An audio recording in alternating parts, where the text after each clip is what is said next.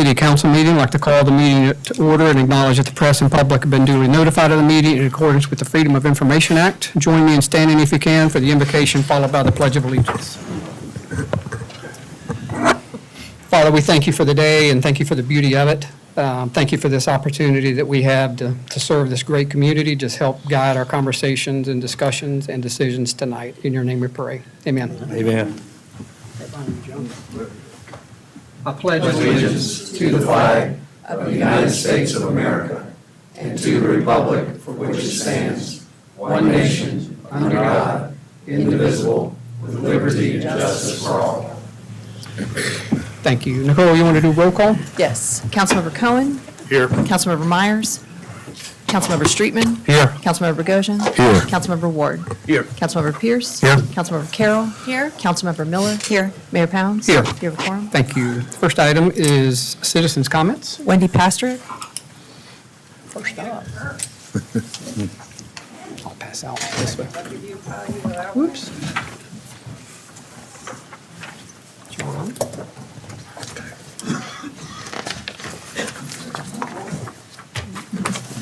My name's Wendy Pastrick. I'm one of the 15 residents who funded a private second opinion regarding beach erosion, and I'll also be on the Beach Preservation Committee this year. We haven't met yet, so I wanted to at least share my personal thoughts on the RFP for the beach management alternatives.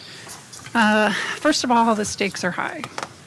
I think we all agree keeping a healthy beach is critical to keeping Isle of Palms a healthy town. Some say, well, it might just be futile, but I don't think so. Other beach towns have found that the economics make sense for them to keep a healthy beach. We should too. Here's what is at stake in Isle of Palms. The beach and tourism supports $500 million of revenue annually. Uh-oh. $7 billion of property values collectively on the island, the livelihood of local business owners, and last but not beach, a home for wildlife. The reality is we need a change. Currently, we have the worst beach conditions since Hurricane Hugo. We've all seen the homes in Wild Dunes, either live or on the news, underwater, and it's upsetting to watch neighbors struggle. On the south end of the beach makes up 45% of our total public beach and faces unprecedented erosion rates from the inlet changes that's putting tourism, wildlife, and property at risk. In 2023, 2 years ago, we had many stretches where there was no dry sand at a 6-foot tide. Since then, we've lost the majority of dunes and beach all the way up to 8th Avenue. I've given you a picture of what it looks like at 7th Avenue in 2025. Given the desperate state of the beach, I was quite pleased Isle of Palms sought a second opinion.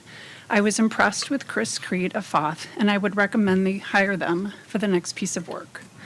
Why? I think they bring a fresh perspective and new solutions that we need. Foth has criticized our current approach as overly optimistic. They've already brought us new ideas for a proactive beach management, including ways to save money. They have strong bench strength. They have coastal engineers on staff with over 40-plus years of experience. They also have local experience. In South Carolina, they're keeping Hilton Head's beach healthy, and they're up to speed on Isle of Palms. And perhaps most importantly, I believe Foth has the confidence and the respect of many people to lead us to proactive beach management. While we respect the work done in the past, the current state of our shoreline demands we shift gears. To me, the math is simple. Investing $90,000 to safeguard the economic engine of our island is prudent and forward-thinking.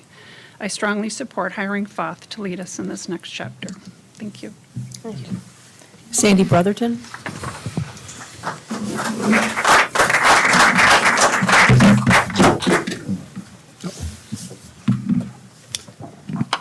Hi, everybody. My name is Sandy Brotherton, and I live at 5 Driftwood Lane. I am the Vice President of the 26th Street Canal Homeowners Association, which is a nonprofit association comprised of 10 homeowners, and I'm here tonight to respond to some comments that were provided at the November 2025 council meeting by Goat Island resident Adam Bernholtz regarding the potential use of our spoil area on Goat Island for the marina dredging project. Our homeowners association purchased the spoil area on Goat Island in 2023 to have a site for the deposit of our dredge material from the 26th Street Canal. Our spoil area is one of 3 options listed on the permit application to dredge the Isle of Palms Marina. In 2023 and 2024, we made repairs required by the Army Corps of Engineers prior to dredging our canal that consisted of weir replacement and clearing of the spoil area for the cost of approximately $200,000.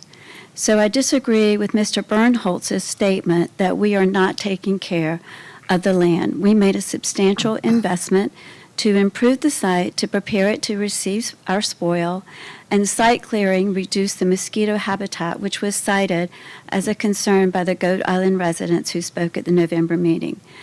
Mr. Bernholz also stated that our association is wanting to make money by dumping other people's sludge into it. As a nonprofit homeowners association, any money collected that exceeds expenses must be reinvested in our association. Therefore, no member of the association will be earning income by allowing other entities to use the spoil area. When Mr. Bernholz spoke last month, he used the term toxic numerous times to describe the sediment from the marina without providing documentation to support that claim. Because of the number of boats and the amount of boat traffic and the dispensing of fuel, DHEC will require soil testing in various sites at the marina in Morgan Creek. I understand that some of that has already been done and that samples passed inspection, but I have not seen those personally. While our association gave permission to the City of the Isle of Palms to list our spoil area as one of 3 potential sites for the deposit of dredge material on their permit application, approval of an area for disposal is controlled and managed by the Army Corps of Engineers. The Corps can require additional improvements to a site, and they can require additional testing of spoil prior to any disposal to make sure that things are done properly. Thus, site selection is largely determined by the Corps requirements and by city financial resources. Julie Nessler.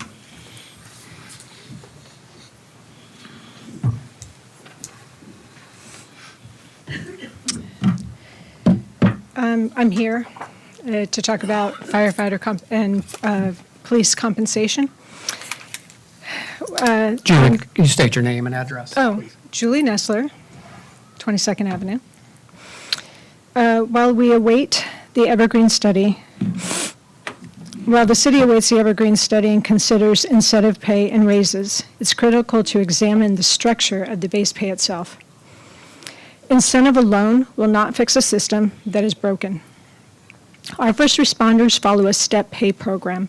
Step increases stop at year 25, yet employees are not eligible for retirement until year 28. Because employees can advance 2 steps per year, which is employment and merit raises, many reach the top of their pay scale by year 12 or 13.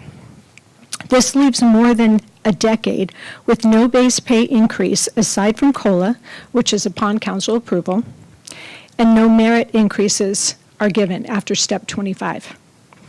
So my question is, what happens to compensation between steps 25 and 28? Are our first responders expected to work at the same salary until retirement? The system discourages experienced first responders from staying when they are most valuable. If intentional, it could seem discriminatory. From an organizational standpoint, it's counterproductive. Retaining experienced professionals is essential. It has been documented that the city often falls somewhere in the middle of Evergreen's pay recommendations. Why are taxpayers funding a study if the recommendations are only partially applied, especially when the comparisons are other broken systems? This goes beyond incentive pay, and it's a problem that must be addressed. Reforming the system now is essential to retaining experienced first responders, ensuring our island remains fully staffed and safe. I've shared a working proposal with Douglas regarding the public safety budget. I believe it deserves discussion at the council level. Reviewing it may spark some ideas that you can collectively find a solution. In closing, I would highly recommend forming a public safety committee. There are many intelligent residents with frontline experience that are willing to give input. This is expertise that I think the city should leverage. Thank you for your time. Cindy Solomon.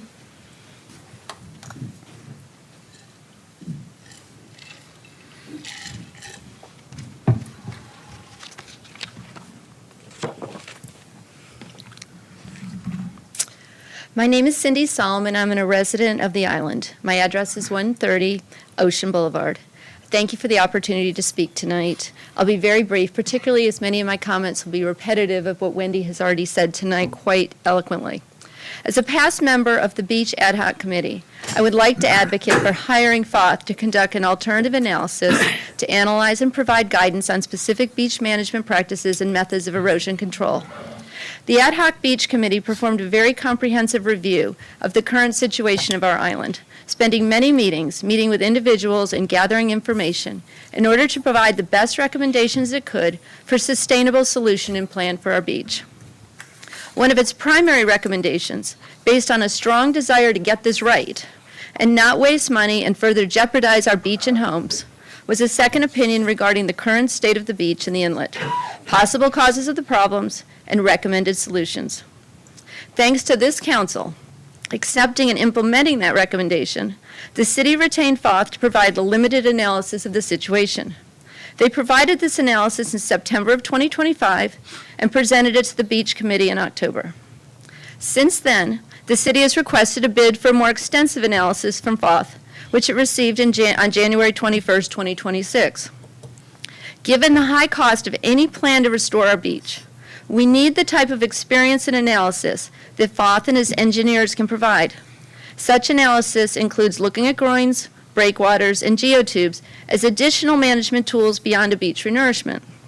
They will also look at modifying the conditions within Beach Inlet and Dewey's Inlet to alleviate erosional currents.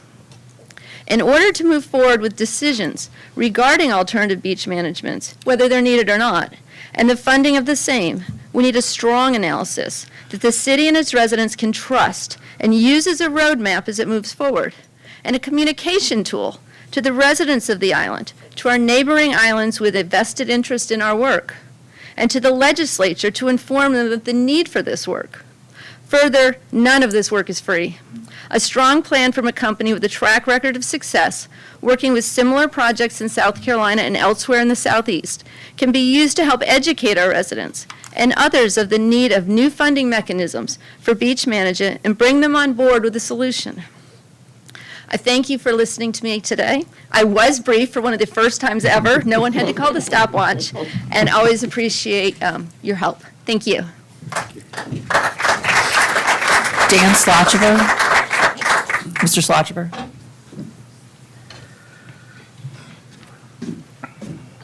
Dan Slotchever, 6805 Back Bay Drive. I don't want to sound like a broken record. I was on the Beach Advocacy Committee before. I'm on the Beach Advocacy Committee again, which I think starts next week. But I want to talk about the same issue, which is FOTH. We work with CSE. We had meetings almost once a week, it seemed like, with the committee. We discussed many, many things and went through a whole lot of different alternative ways to look at the beach and how do we prepare and how do we move forward. And one of the things that came out at the end was second opinions. And there were opinions given by FOTH that were different. And it's a large company, it gives a different presentation. And sometimes in life, you just need to have a second opinion. And you need to have a different look, a separate set of eyes. And that's what I think we need to do based on where we stand today. So I would ask you to consider that. Thank you. Andrew Schumacher.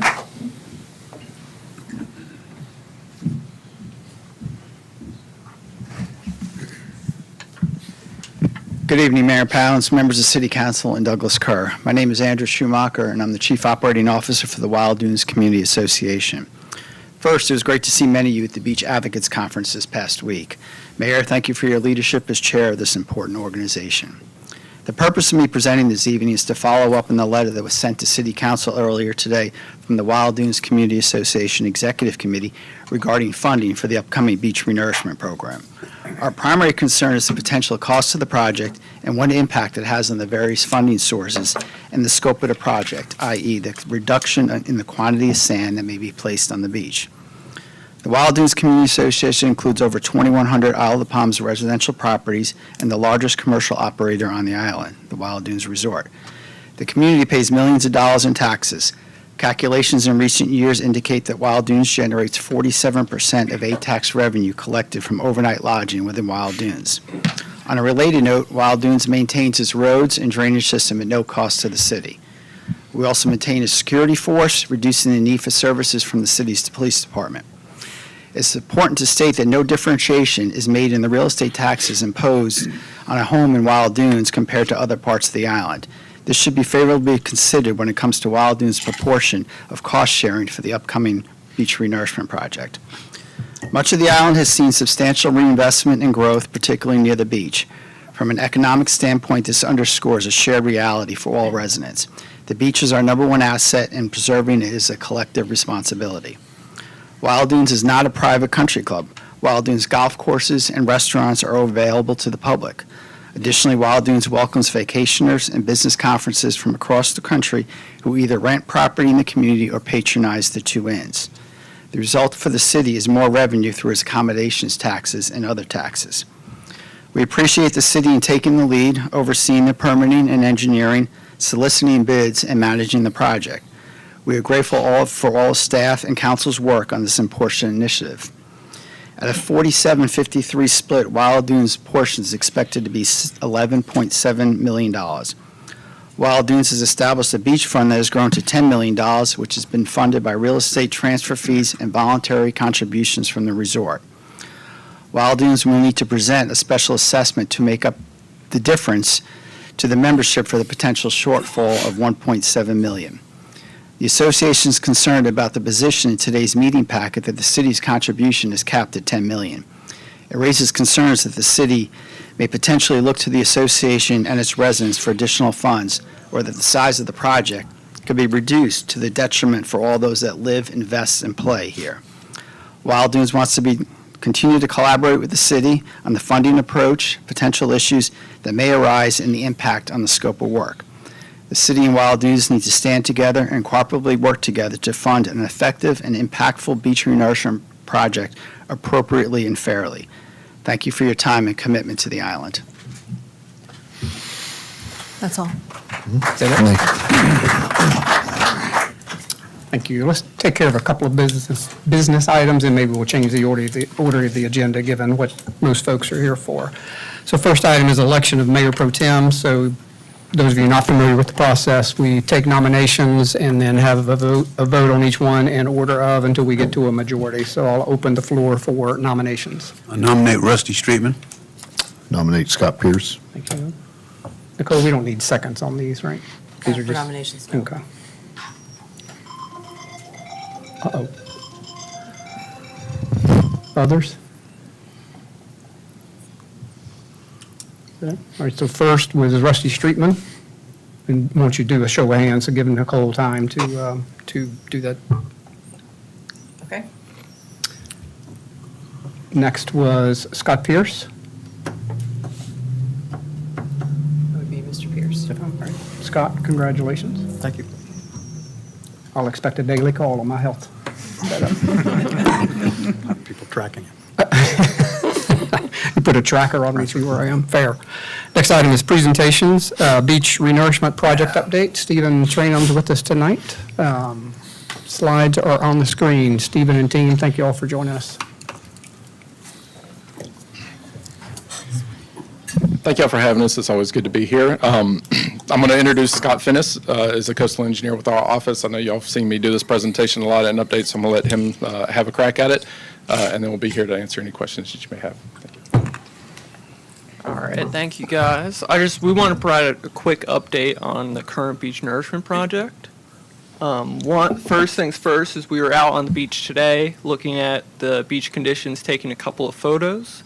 So that top photo is right at the edge of Wild Dunes where that shoal is attached. You can see the shoal attachment as well as a second shoal out there that we expect to attach possibly within another year or so.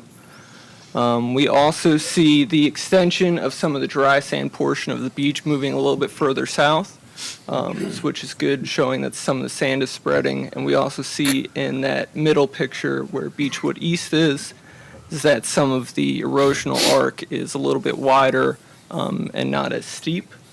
As far as some of the areas near the villas go, the conditions really haven't changed too much there. It's still heavily eroded, but hopefully the nourishment project can address some of that. And then also looking at some of the conditions toward the south end of the island, we were also out there looking at Ahtna's beach nourishment. So you could see at the top picture where their first plume was near 6th Avenue. They've moved a little bit further south to allow Cottrell some space to work, and they're now near 4th Avenue. We noticed a deposit of mud balls being dredged on the beach. It will take a little bit of time for those to dissipate. But we could see that Cottrell's, I know it's kind of hard to see, but Cottrell's dredge is starting to get into position and they're getting ready to pump onto the beach. As far as the project goes, this is the scope of the project. So reaches 1 and 2 are the same as they were the previous project. Reach 1 extends from the Wild Dunes property owners to the 18th green. We have a base bid or a base quantity of 600,000 cubic yards and alternative quantity of 900,000 cubic yards. Reach 2 is right adjacent to Reach 1 and extends from 53rd Avenue to the Wild Dunes property owner's house. It is 600,000 cubic yards for the base bid, and there's a bit of a typo. The alternative should be 800,000 cubic yards. Reach 3 is near the south end of the island, which is a new reach that we were adding to this project. The base bid is 400,000 cubic yards, and the alternative is 800,000 cubic yards. The exact distribution of the fill will depend on the conditions of the beach at construction.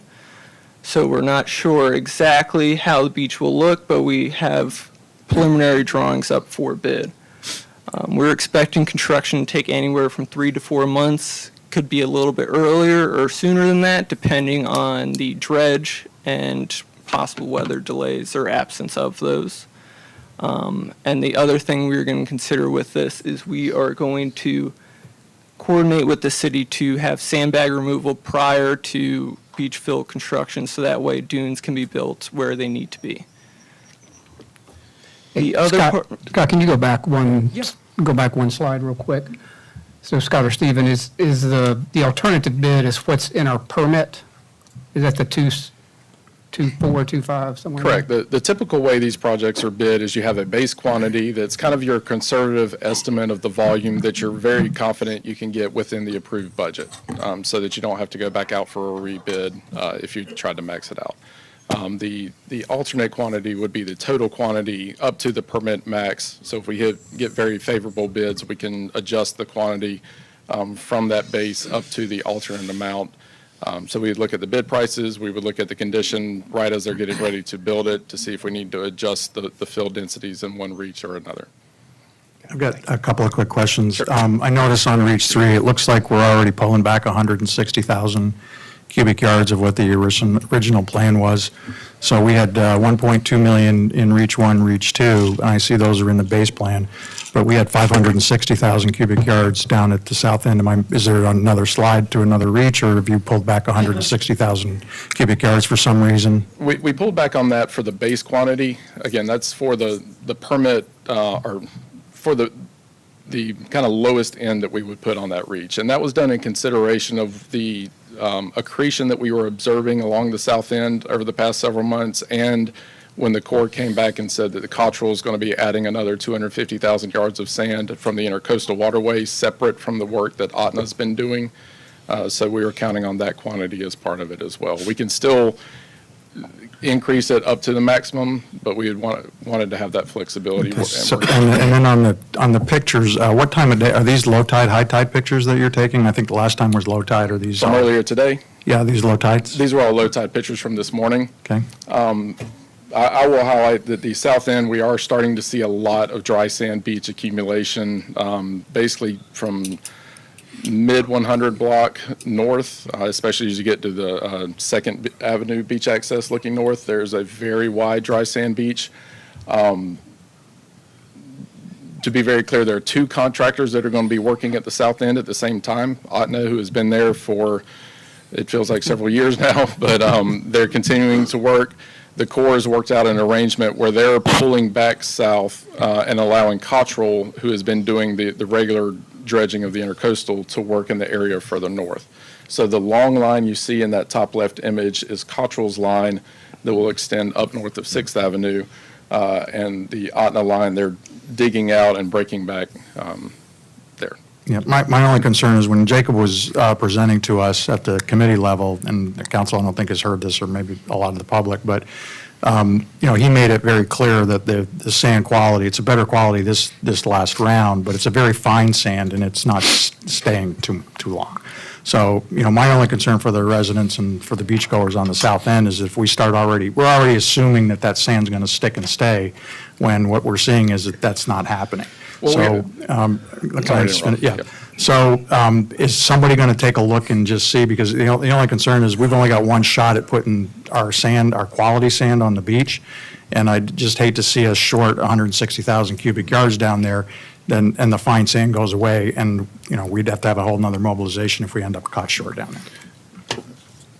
Sure, I can respond to that. Yeah, go ahead, John. So we are seeing a lot of the sand remaining in the system. We are scheduled to do our normal semi-annual survey next week, if the weather allows. So we'll be able to quantify the actual volume that we're seeing compared to last August when our last survey was. And then what we did not see was the Otna pump a lot of sand, and that sand immediately move up the dry sand beach. We knew a lot of it was out in the low tide area. But I think what we're starting to see is evidence with this wide dry sand beach between 2nd Avenue and up to about 6th Avenue, is that sand is just very slowly over time migrating up the profile, and you're seeing kind of a more gradual increase in the dry sand as opposed to one kind of initial surge of a kind of a sandbar migrating on shore. But we will have that number, Nick, as soon as we get this survey done. I mean, we can adjust the base quantity. We have the flexibility to do that right now. We were just trying to make sure that the quantity that we go out for bid will meet the city's budget, and then we can always bump up after we receive the bids. Yeah, my concern is staying power. I mean, we saw quality sand in our field trip just a couple days ago, and that's not that. Yeah. It's certainly finer. It's not, I mean, we could sample it to see what the actual grain size is that's remaining on the beach. I'm not saying we're going to retain 100% of it, but once it's there, that finer sand will move up into the dunes, help some dune growth. But yeah, a coarser sand does stay longer. And the sand that we'll be pumping through our nourishment effort will be coarser than anything that's being put out there right now. Thank you. John? Well, I'll make a comment on that, but it seems like we're getting a lot of evidence and complaints around Hamlin Creek plugging, which seems to coincide with the Army Corps sand toast at Scotts Point. Is it finer? Is it flowing around into the creek and causing this plugging? I think that's a fundamental question. At some point, we're going to need some expert to tell us whether that's contributing to that. But back to the point of the amount of sand, I think later on today, we're going to look at a budget that includes 500 and something odd 1,000 cubic yards for the south end of the island. So from a budgeting purpose, it looks like we're budgeting the higher amount. Is that correct? And That's we're gonna- correct. Yeah. That's what we've been planning for, is slightly higher amount than what they've included in their base bid. Yeah, which I would suggest we continue down that path on the higher level. We can do that in the Yeah. bid. Again, I don't know that there's much advantage to doing that in the bidding process. That's just giving the contractor a minimum quantity that they are confident that they know they're going to get for that end and the mobilization effort they're going to have to do it. It just gives the city the flexibility to place as much as you want to up to that permit amount in that end. So again, it's something we can change if that's the way council wants to go. As far as Hamlin Creek is concerned, I spoke to Doug about that a little bit yesterday. And really, there's a couple things you can do to kind of try to answer that question. It's a difficult question, but you can do tracer studies where you're actually putting tracer material in the sand and tracking it over the period of days and weeks. But one of the things that needs to happen would be to survey that shoal and the creek system in Breach Inlet and include that as part of your annual surveying effort so that you're tracking it over time. Ideally, that happens before a project so that you can see what the pre-existing condition was, but adding that scope into the annual monitoring really is not too big of an effort to do. So that's something that, in theory, we could do when we're out here next week. We did obtain a couple of survey lines during our last survey, just kind of anticipating this question may come up. It wasn't a comprehensive survey of the area, but just at least a little bit of baseline data that we can compare against. Rusty? Yeah, thank you, Mayor. A couple of things here. I think later on when we discuss the presentations of the two companies, I think both of them had mentioned the possibility of some analysis of the inlets and, Breach and that area there too, to see what effect that all of this may be having on Hamlin Creek and adjacent waterways, which that would be good. I think we got enough communication so far from Hamlin Creek stakeholders that it seems to be more than just anecdotal, that we have, a silting problem there. As far as this goes, I mean, this is an update only, so I don't look at that and say, okay, this is carved in sand, no pun intended, but it's, but this is flexible. And based on what our needs are going to be, I mean, we may go up or down depending on what the condition of the beach is. And I think it's good to see the photos at low tide, actually, because you can see not only the condition of the beach where you have the mud balls exposed that show that, which normally would be underwater at high tide, but you can clearly see the sand where the high tide mark was. So you know that we do have some dry sand accretion going on there, so that's good to see also. Yep. But anyway, it's just my regarding comments. Hamlin Creek, that's also could be a potential source of minor nourishment. It's not a ton of material down there, but if the Corps is dredging the intercoastal waterway, it would not be a very expensive option to pull the dredge over to that, pump that material over to the beach. And honestly, at that point, it may be easier and cheaper just to do that than go through the analysis to try to find cause and effect. The numbers aren't exact, but it's a source of sand that would be cheaper than pumping that same quantity from an offshore dredge, provided the material's beach quality, which is, with what the Corps has been putting out, is a pretty wide range right now. Stephen, your presentation at the Beach Advocates meeting this past week, I think you made the comment about inland creeks, kind of all up and down South Carolina coast. That was you, right? I think Patrick was the one that actually Patrick, mentioned yeah. that, but yes, I mean, you look at Polly's Island on both ends of that island, the Murrells Inlet area, these shoals or creeks up and down the island tend to shoal in over time as currents bring sand in and fine material in. When the slack tide hits, those sediments fall into the bottom and it accumulates over time. So it is a consistent problem up and down the coast. Again, when you do a project like this, it's difficult to completely draw cause and effect, but it requires a lot of surveying and potential tracer studies. We'll go through a couple more slides here real quick. We'll kind of skip through the bar area because it's kind of there. But the critical part, we've been talking about Fish and Wildlife Service working on a programmatic biological opinion. We finally saw a draft of that had some construction windows that were going to be an issue for our project that would have made us had to remobilize to either end of the island at some cost. So we were able to work with them to get them to adjust their construction windows for the various zones that they've established under this opinion. So the good news is I think we can fit our project under their opinion, which will accelerate the permitting review. The work windows, and I'll jump ahead, What they've done is establish zones within a mile of an inlet, or Zone 1, where they're more concerned about the bird population and the impacts. Zone 2 are the ocean-facing beaches away from inlets where you have high turtle nesting density. And Zone 3 are the ocean-facing areas where you have lower turtle nesting density. So for Isle of Palms, these are the zones that they've established, Zone 1 at both ends of the island and Zone 3 in the middle. We were able to get them to approve working year-round in Zone 3, which would allow a construction window to start as early as April or May, working in Zone 3. And then once they're complete, which is basically the western half of the Wild Dunes area and the very northern end of Zone 1, the south end. And then they could work the ends of the island from June to November. Now, the project's not going to take that long, but it gives them flexibility to work within that area. But for sure, we would need to complete at least 60 or 70% of the project within the June to November window. So we have no Zone 2. We have no Zone 2 on Isle Palms currently. Now, I'm not sure how often they're going to kind of reevaluate those zones. And Stephen, is your fish and wildlife folks you deal with, are they local or are they DC? Charleston. Charleston, they are here. Yes. Well, that's great news. Thank you. Yes. So you mentioned setting things in sand, stone. So we are getting very close to being able to release the bids. We want to get this thing out as soon as possible.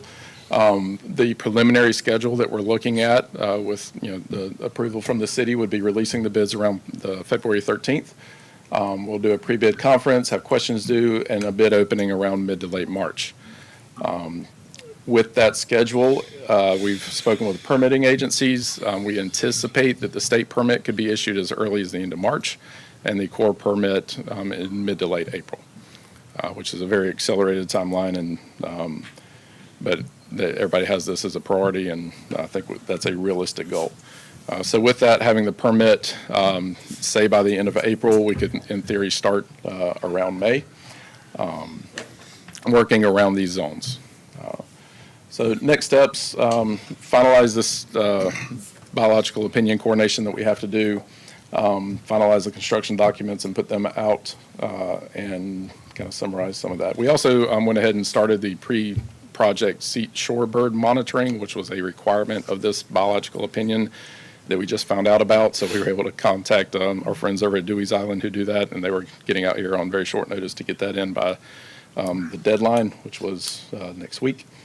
We'll be doing our final survey, and that'll be used to kind of tweak the final design after the bidding process. And we will need to coordinate with the Island Turtle team as we get closer to the project and construction to make sure that we're doing everything we can to protect the turtles. So any other questions we might be able to help with? Stephen, what was the only public comment from Fish and Wildlife? The only public comment was from Department of Natural Resources. Okay. And they were basically okay, but they had a preferred window that they would like the work to happen in, but they deferred to Fish and Wildlife's BO. Do you have an expectation on the number of companies that would be available to bid? I know 2 companies are very interested in the project that I've spoken to very recently about it. There's 2 to 3 more that would be interested in it and available to bid. Okay.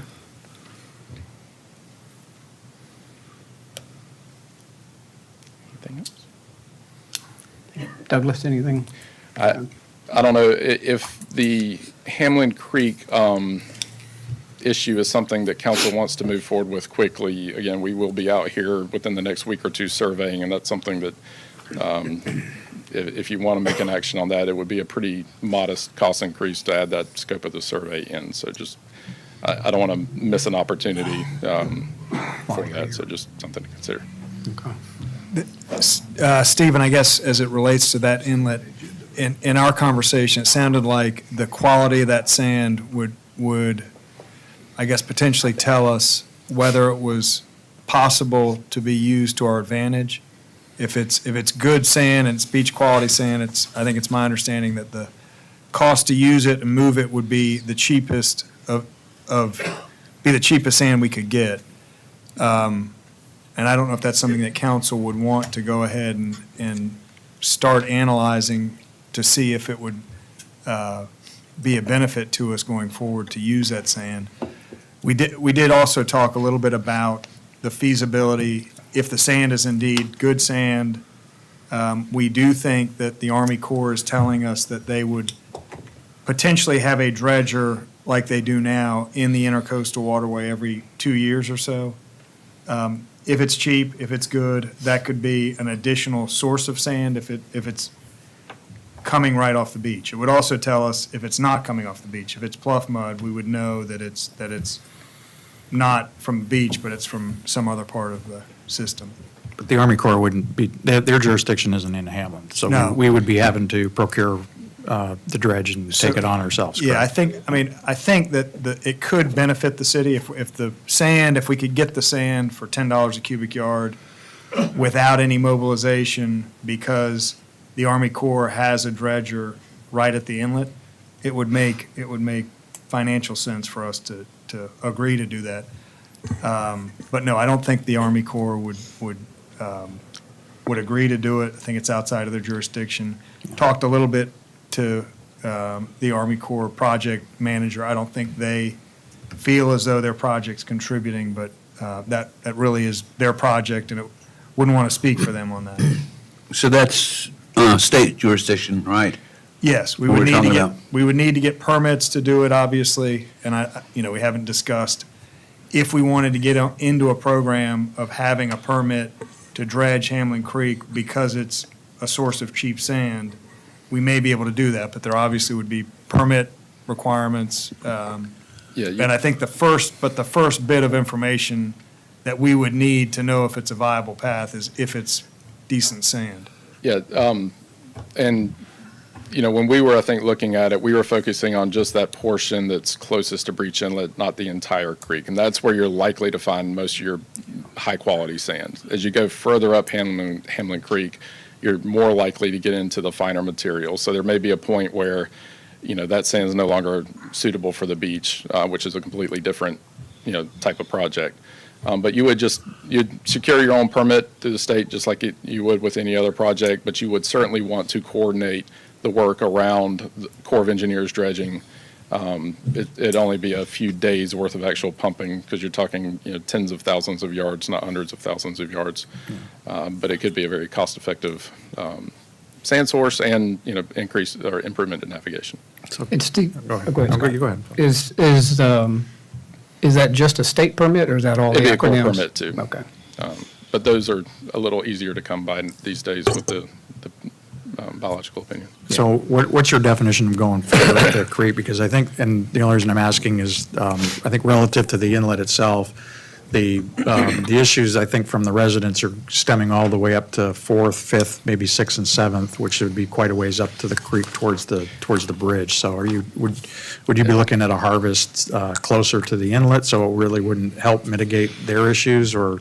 Yeah, so defining the scope, I think, really would be the first part, is what is the problem? And then you would survey that area and sample the material to see what would be beach compatible and then what would have to be disposed of off-site. And you could scope out the potential projects based off of that. So would it good to do, maybe have the beach ad hoc committee scope the project or scope it out with some of the It's no residents? longer or ad something? hoc. Yeah, what am I doing? I think it would be Just the committee. a good Yeah. first. It might be a It could- project to kind of dig into and Right figure off the out.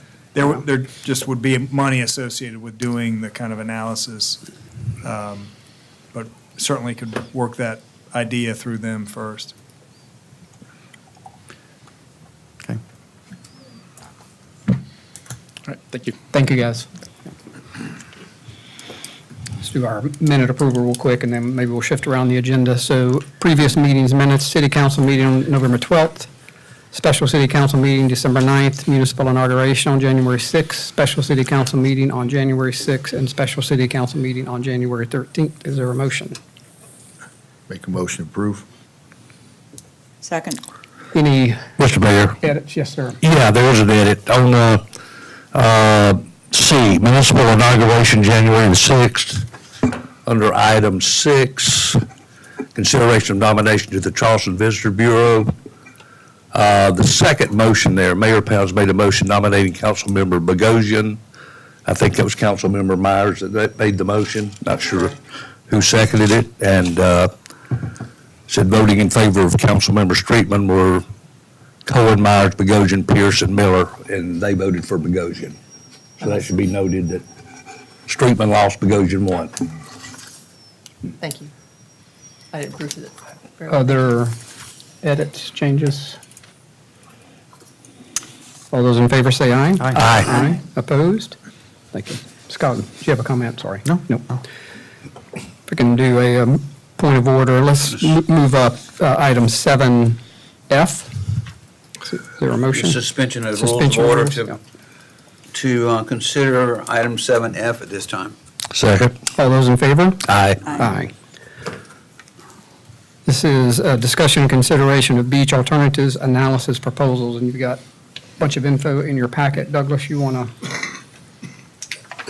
Yep, just to overview kind of how we got to where we are. The city initially went out for a request for qualifications, and this is specifically to do work associated with analyzing beach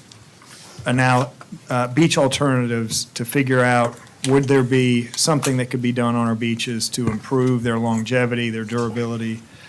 And we had a number of firms respond to that request for qualifications.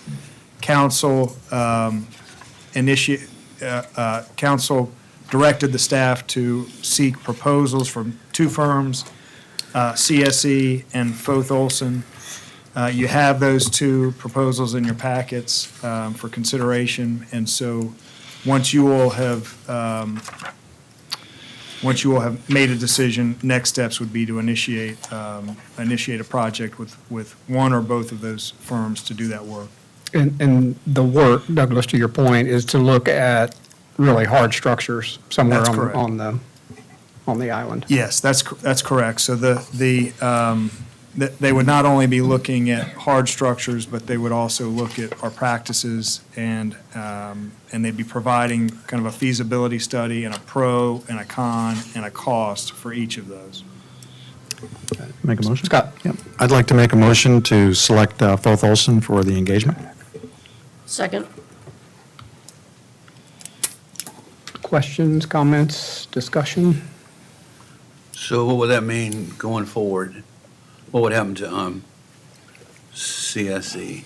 I mean, this is a fairly narrowly defined project for them to come back with alternatives For hard structures for hard mainly? structures. I mean, it almost feels like we need to back up this conversation and see how accepting of hard structures we are on the beach, but that can be a conversation for later. Rusty? Yeah, thank you, Mayor. Reading both of the proposals numerous times, they're both very well done and both very reputable organizations. Appreciate the motion for Foth. I understand that because what we saw at Hilton Head was really, the other day with beach nourishment going on down there in 3 different areas, pretty impressive, no doubt about it. And but I've also been around here for 40 years and seen a lot of projects that CSE has headed up in beach nourishment up on the northeast end, and it's been very impressive too. And all the cycles I've seen, the beach is going to erode. It's managing the erosion is what we're looking at. And quite honestly, for me, and looking at the proposals and all the analysis, the recommendations, I'm just not willing to put my vote in for change on this. I want to stick with a known quantity, a known entity, and that's CSE. And I think that they're the ones that, they've been partners with us for many, many years. They've done good work, and I think we can have the confidence they would continue to do good work. Change just for the sake of change doesn't make it for me. I think, and that's the way I look at it. So I would rather have a known entity, someone we have a partnership with that's done work and done it effectively. And so when I cast my vote, it will be in favor of CSE. John, did you have? Yeah, I just wanted to, I think generally the scope is to look at different structures and different mitigation techniques to be able to preserve the sand, but I think it goes a little bit more beyond that. It's, I mean, if you look at the and what Frost says is they're going to look at stepping away completely, look at just at what renourishment would do for the long term of the beach. They're looking at groins and maybe key locations, breakwaters, geotubes, unique technologies to help shoal management. They're looking at the inlets and what the impact of the inlets would be. So I think it's a little bit more comprehensive than just saying, if we put a hard structure out there. I do think that, it's good. I think some of the public comments tonight kind of hit on, it's nothing against what we've done, but, look at the condition of the beach. And we're in a situation now, I think, that would be a disservice if we didn't go out and look at other alternatives and techniques on how to long-term manage our beach. In addition to that, I think it's unless we do some, getting to your point, Mayor, around the acceptance of hard structures, I don't think under ideal conditions, anybody would want to put hard structures on any beach. But we're getting ourselves into an economic situation where we're pumping $30 million of sand on the beach and, it's gone. And I think that we have to look at techniques that preserve sand, where we can stretch. And I think that's what we saw at Hilton Head. When Frost started on their project some 20 years or whatever it's gone, the beaches were in bad condition, similar to what some of ours are.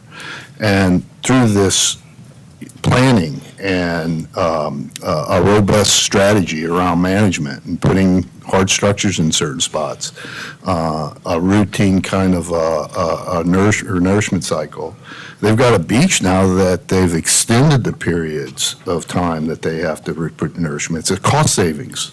And I think we have to look at that. I think we have to look at how we get to a situation where we're not in a 7, 6-year, 8-year cycle of renourishment, that we can extend it to a longer period of time, both financially and for the health of the beach.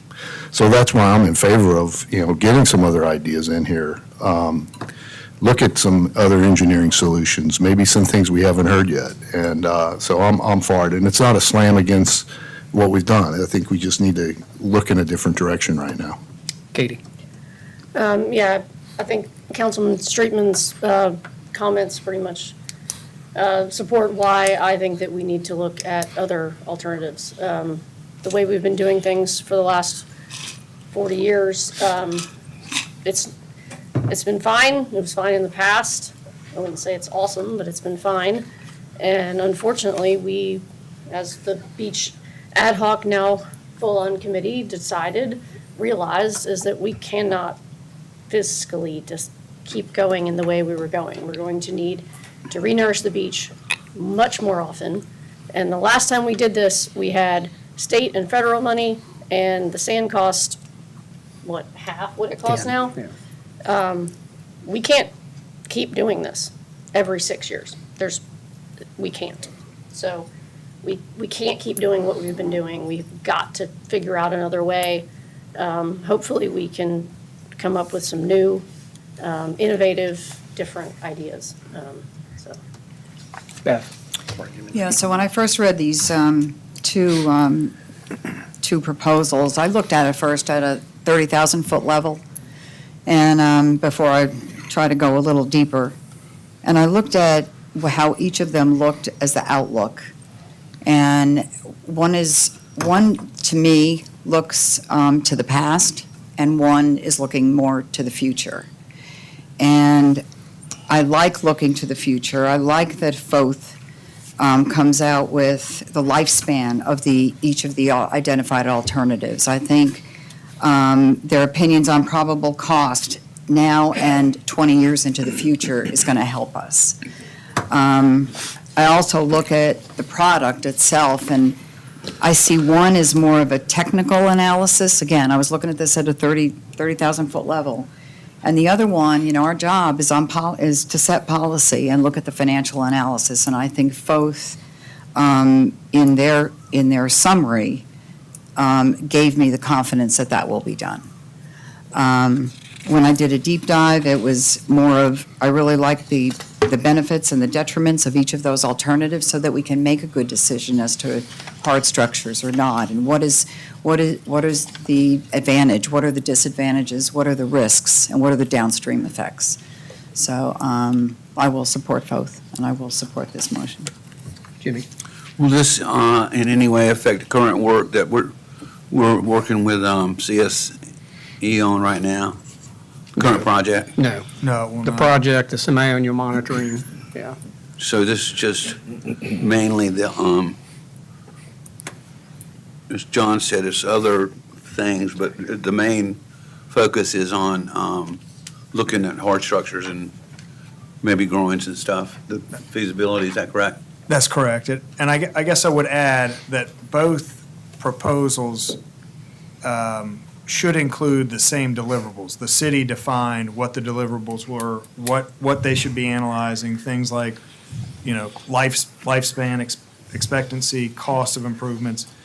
That was all dictated in the request for proposals. So they should be doing the same scope of work with the same deliverables. They should not be. We did want these to run parallel though, right? Like that, just to clarify, like the Current work. right, yes. So it wouldn't Yes. necessarily be assisting or detrimental, but running parallel, Correct. right? That was kind of Yeah. the plan, right? Well, and Katie, I don't know if you're referencing the idea of, and I think Scott had an idea of having two firms running parallel. So I don't know if that's what you're referencing. That would need to be an action of council. But certainly, the current work that's underway, CSE is under contract to do that work, to do the construction administration. So the existing renourishment project will happen with CSE's oversight. This would be a separate project from that, specifically analyzing, generally hard erosion type structures. Yeah, I think going to Jimmy's point or question about the project, they're totally independent, That's basically. correct. And I think it would be good to have, CSE is not a big firm, and I think to have them focused on the project at hand here, the biggest project that the city's going to undertake, I'd like to see that effort not diluted by working on this. I think this is going to take a very high degree of sophisticated engineering work, analysis work, forecasting work, regulatory work, and Foth Olson has the bench to do all of that. And I'd rather not see it diluted. And when I compare the two proposals, I think to Bev's point, they're very different. Even the approach and how they responded to the RFP or the RFQ. I think Foth Olson took line by line and was very specific as to the committal to the deliverables and how they would do it, and they were very deep in their response. And I think that CSE was very high level, and in some cases, I could not find the response to the specific item questioned. It's probably implicitly in there somewhere, but they're just two very, very different firms on how they're approaching these things. And I think that we should take the opportunity to bring Foth Olson on and give us that fresh view and that forward view. David? Yeah, I was going to go through, I was kind of back and forth the whole time when I was reading through both proposals. I think both of them are highly qualified.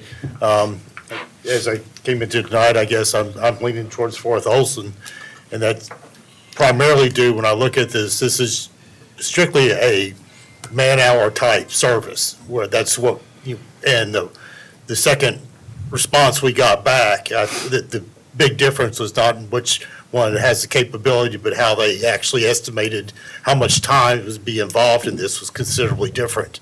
And I kind of feel like Foth Olson it would be presenting a lot more in-depth study and a lot deeper study, not just a high-level study, because we're going to use these to make our decisions in the future.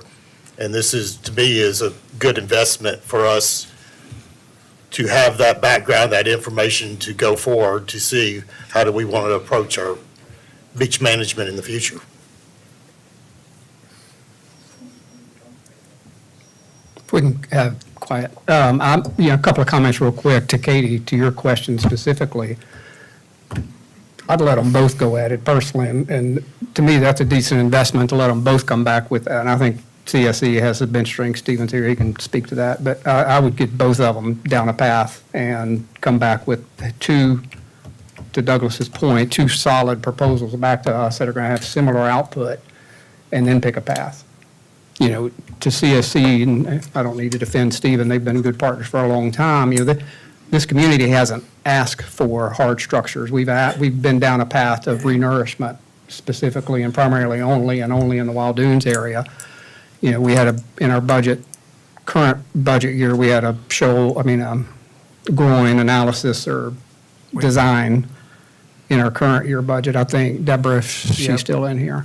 So I mean, we were kind of definitely on the radar from a look-see standpoint on putting, at least studying or looking at some type of hard structure. So I would be in favor of just letting both organizations come back with a full-blown proposal to us, but that's just me. How long will it delay things? They're going to be working parallel. I mean, I think we dictate the time frame. Yeah, we do have a motion on We do. the floor, right? Yep. Okay. Douglas, what were you going to say? I don't think there would be a delay. No, they'd run concurrently. Can I just comment on something you said, Mayor? I agree, we may not have asked for hard structures, but I don't know if I want a consultant that I have to ask the right question to get the right answer. I mean, that's partly why we ask that's partly why we hire consultants, is to tell us how to manage the beach. I mean, we didn't ask Phil Solsons for any hard structures either, but when they came back with the second opinion, they gave us a whole bunch of new ideas to think about. And that's why I think we need to step outside. That's why I think we need just some new, fresh thoughts to make us think differently. And somebody, not us asking the right question, but somebody telling us how we should manage our beach. Here's some things you could do, and here's the cost, and here's what the impact would be. And so that's why, I just think we need to go with Phil Olson. I think we need to hear what they have to say, and I think it's going to spur a whole lot of new innovation for our beach management, personally. Yeah, and I think you and everybody is making an assumption on conversations that may or may not have happened in the past with CSE, so I think that's a big leap. All right, we've got Beth. Well, I'm just kind of confused on why we would go back to them to give us more when we've had the RFQ when they came back. So I'm confused on what you were proposing with them coming back again. Well, I'm proposing, I was adding on to Scott's proposal, let them both come back with proposals. The next step. Engage both of them. Yeah. Well, I think we make a decision tonight. That's fine. I was just giving you my opinion. Okay. I was just, So we've got What's the cost for that? you have one for 92 something and CSE at 30 something? That's correct. 92.5 for both Olson and 30 for CSE. What's the motion we have? Motion on the floor is For both. to hire both Olson for this Call the vote, alternative yeah. analysis look. Sorry, Scott. I was going to say, let's have the vote, yeah. So we've got a motion and a second. All those in favor? Roll call requested. All right. Nicole? You don't want to just do a show of hands, you want me to do a roll call? Yep. This is in favor of Foth Olson. I'm just going to go the same way I do for calling. Councilmember Cohen, Yay. Councilmember Myers, Yay. Councilmember Streetman, Nay. Councilmember Bogosian, Yay. Councilmember Ward. Yay. You said yay. Yes. Yeah, yes. Councilmember Pierce. Aye. Yeah, that's even Councilmember better. Carroll. Aye. Councilmember Miller. aye. Mayor Pounds. Nay. In favor of Foth Olson. Thank you. Good conversation. Thank you. Let's back up and come back through our agenda. The first item under new business is item A, discussion and consideration of budget timeline and assumptions. In your packet, you've got a timeline and then the assumptions page. Deborah or Douglas, who's, So Deborah, yeah. Deborah, you coming to the mic there? Okay.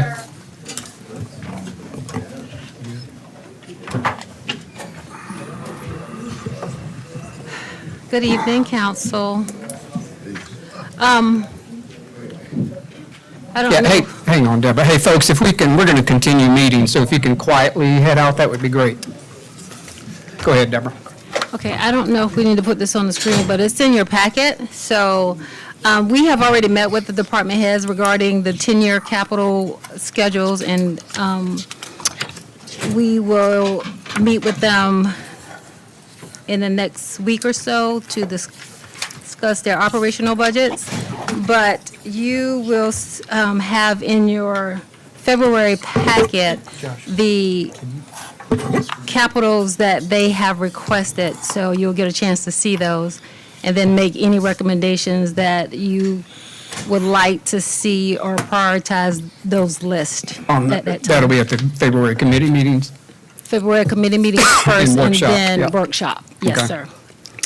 But some of the high-level points with the assumptions, we're not going to do an increase. You know, in the past years, we've been very conservative with tourism tax income. We have budgeted like 95% of the trailing 12. We're just going to use the previous trailing 12 and not do an increase, just to be safe. That's the conservative route we're going to take this year.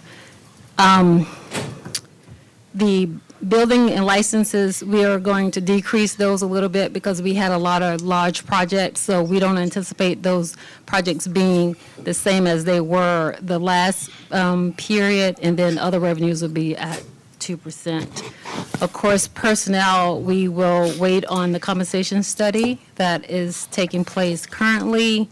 We met with Evergreen today, so that's progressing pretty fairly.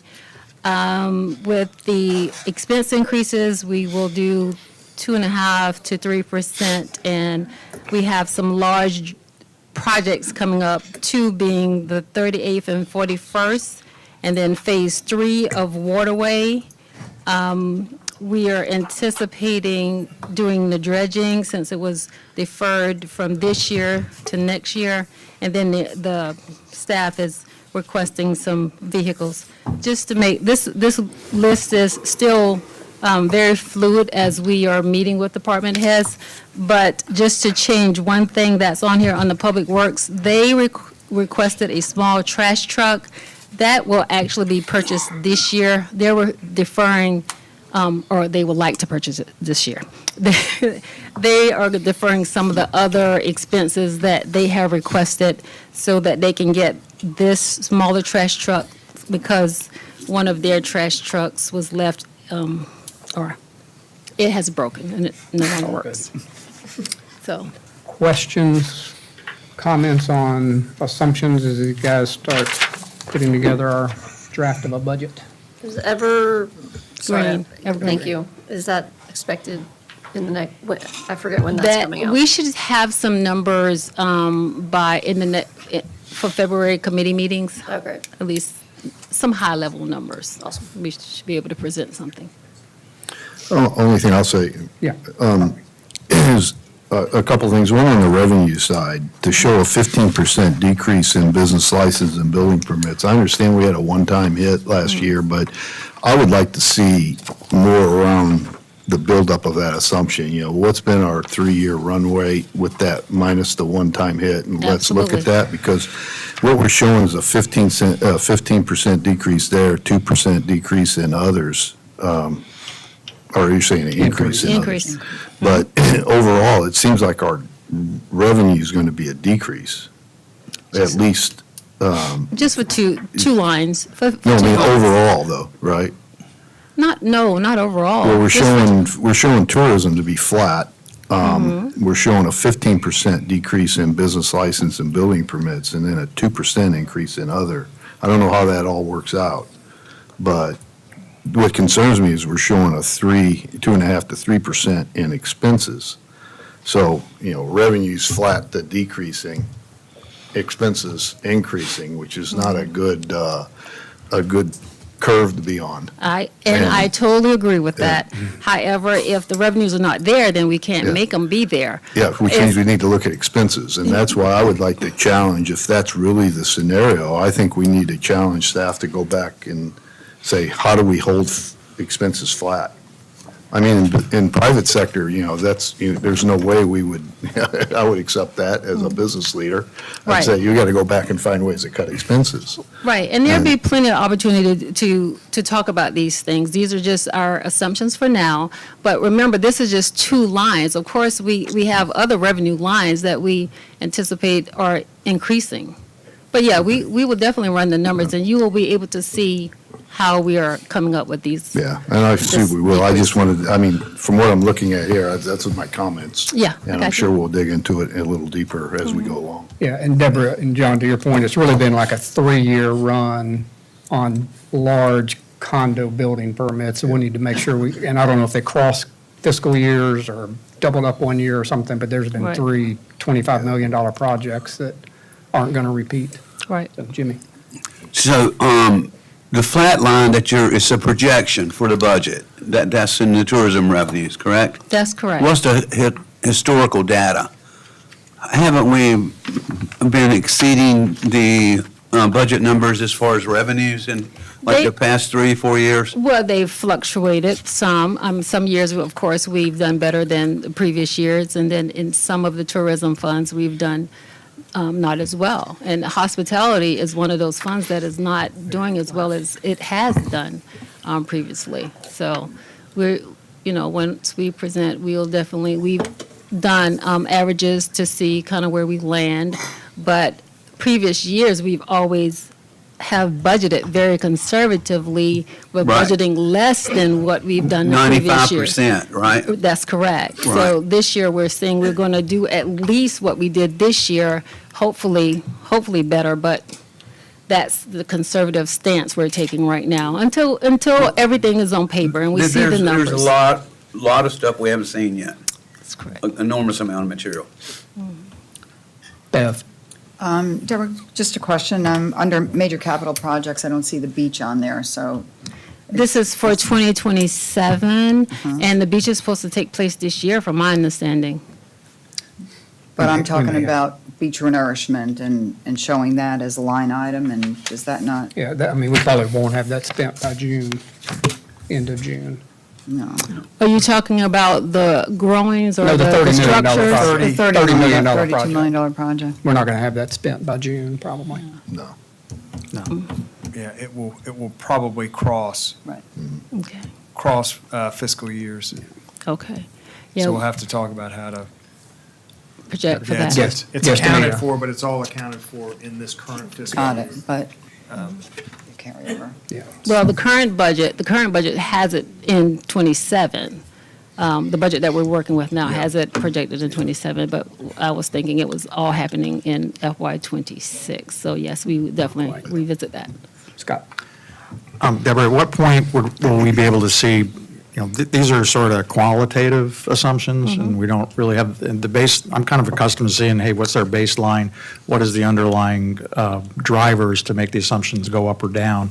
And when I went through this, it does look like we've got just on the surface, a revenue decrease with continued increases in revenues without any solution to that. And that's going to impact our fund balances, which we don't have assumptions on either. Are we going to, at what point can we really get into determining whether or not we know we're going to be depleting our fund balances, but we've got to have a real healthy discussion with numbers around it about these assumptions to see which levers we're going to drive. And you say about new revenues. If we're going to have to find new revenues, we better get to it long before the March, April timeframe.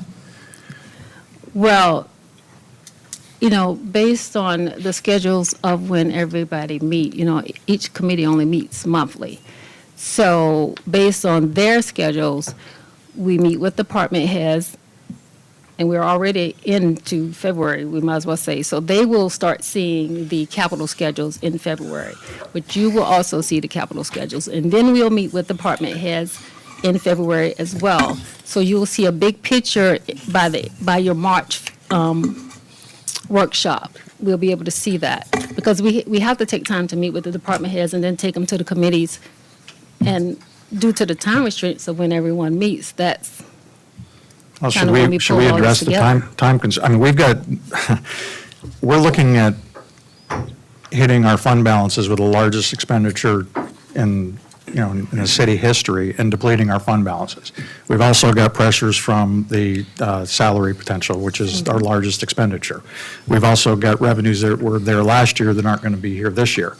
All of these pressures, if we've got time constraints, I think we can, I just think we probably better address what we're going to do as a baseline and a direction financially earlier. And the fund balances, we're not showing any of this tonight, but we're showing a lot of our fund balances going practically to zero because of the beach situation. Now, they'll recover, and we've got options. Do we want to take out debt? We might have to take out debt to do that so that we don't starve all of our other projects.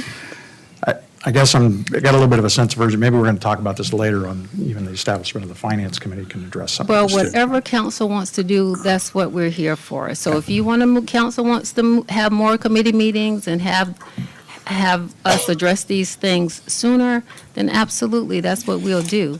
But based on the current schedule of when committees meet, that's kind of how these guidelines, these timeframes are based. But we don't have a problem having more meetings. If committees are available to meet, absolutely, that's what we'll do.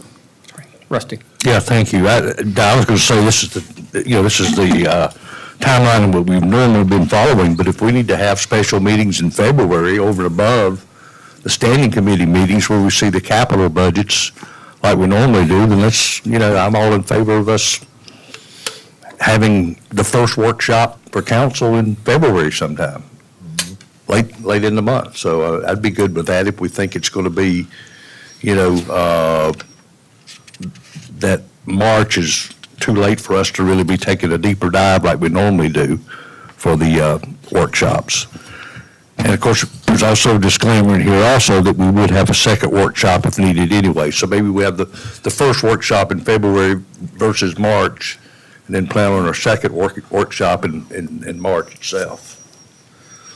And a third if needed. Bev, did Yeah. you? Yeah, and again, I think, Debbie, this was just to give high-level targets for revenue and expenses, allowing department heads to work through before council got something, right? I mean, this is by no stretch, an analysis. It's just kind of where your starting point is on putting your budget together. And that's what we're here for. So we need feedback. If that's what council wants to see, absolutely, we'll do whatever council wants to see, but you have to tell us. Otherwise, we don't know. Thank you. Douglas, I know we have consideration on the agenda, but this is not really a vote item, is it? It's not, but I think directionally, if you're, and I guess I would chime in and just say, I hear and understand the need to work through the beach funding. And I think the Public Facilities Committee has kind of committed to analyzing things like borrowing versus taking out of fund balance, those type of things. And I don't know if council wants to, I think that we had kind of internally felt like we were going to look at the two issues independently. Beach funding as one, kind of work through that, but at the same time be working through our pretty normal budgeting process. But if we want to commingle that discussion, and it really could be that the beach funding questions are big enough that instead of it being focused on by public facilities, it goes to a full council series of workshops. We'd be happy to do it that way too. But we were envisioning the beach funding questions working through the Public Services and Facilities Committee, And that, then to council. sorry. That's all right. And that meeting's Monday before our That's Tuesday correct. workshop, Yeah, so it kind of 10th, all I come, think. Yeah. we'd all kind of get the same look at it at the same I time. don't know, it's going to be their first, not their first. Yeah. I think it'll be their second look at it. So I don't know that anything would get finalized in that meeting. Right. But yes, that would happen normally the day before your next workshop. Okay. I mean, you got to start preparing a budget somewhere. I mean, if there are other assumptions that we need to put on the table for Deborah and staff to take back, that's fine, but, I mean, it's just a starting point.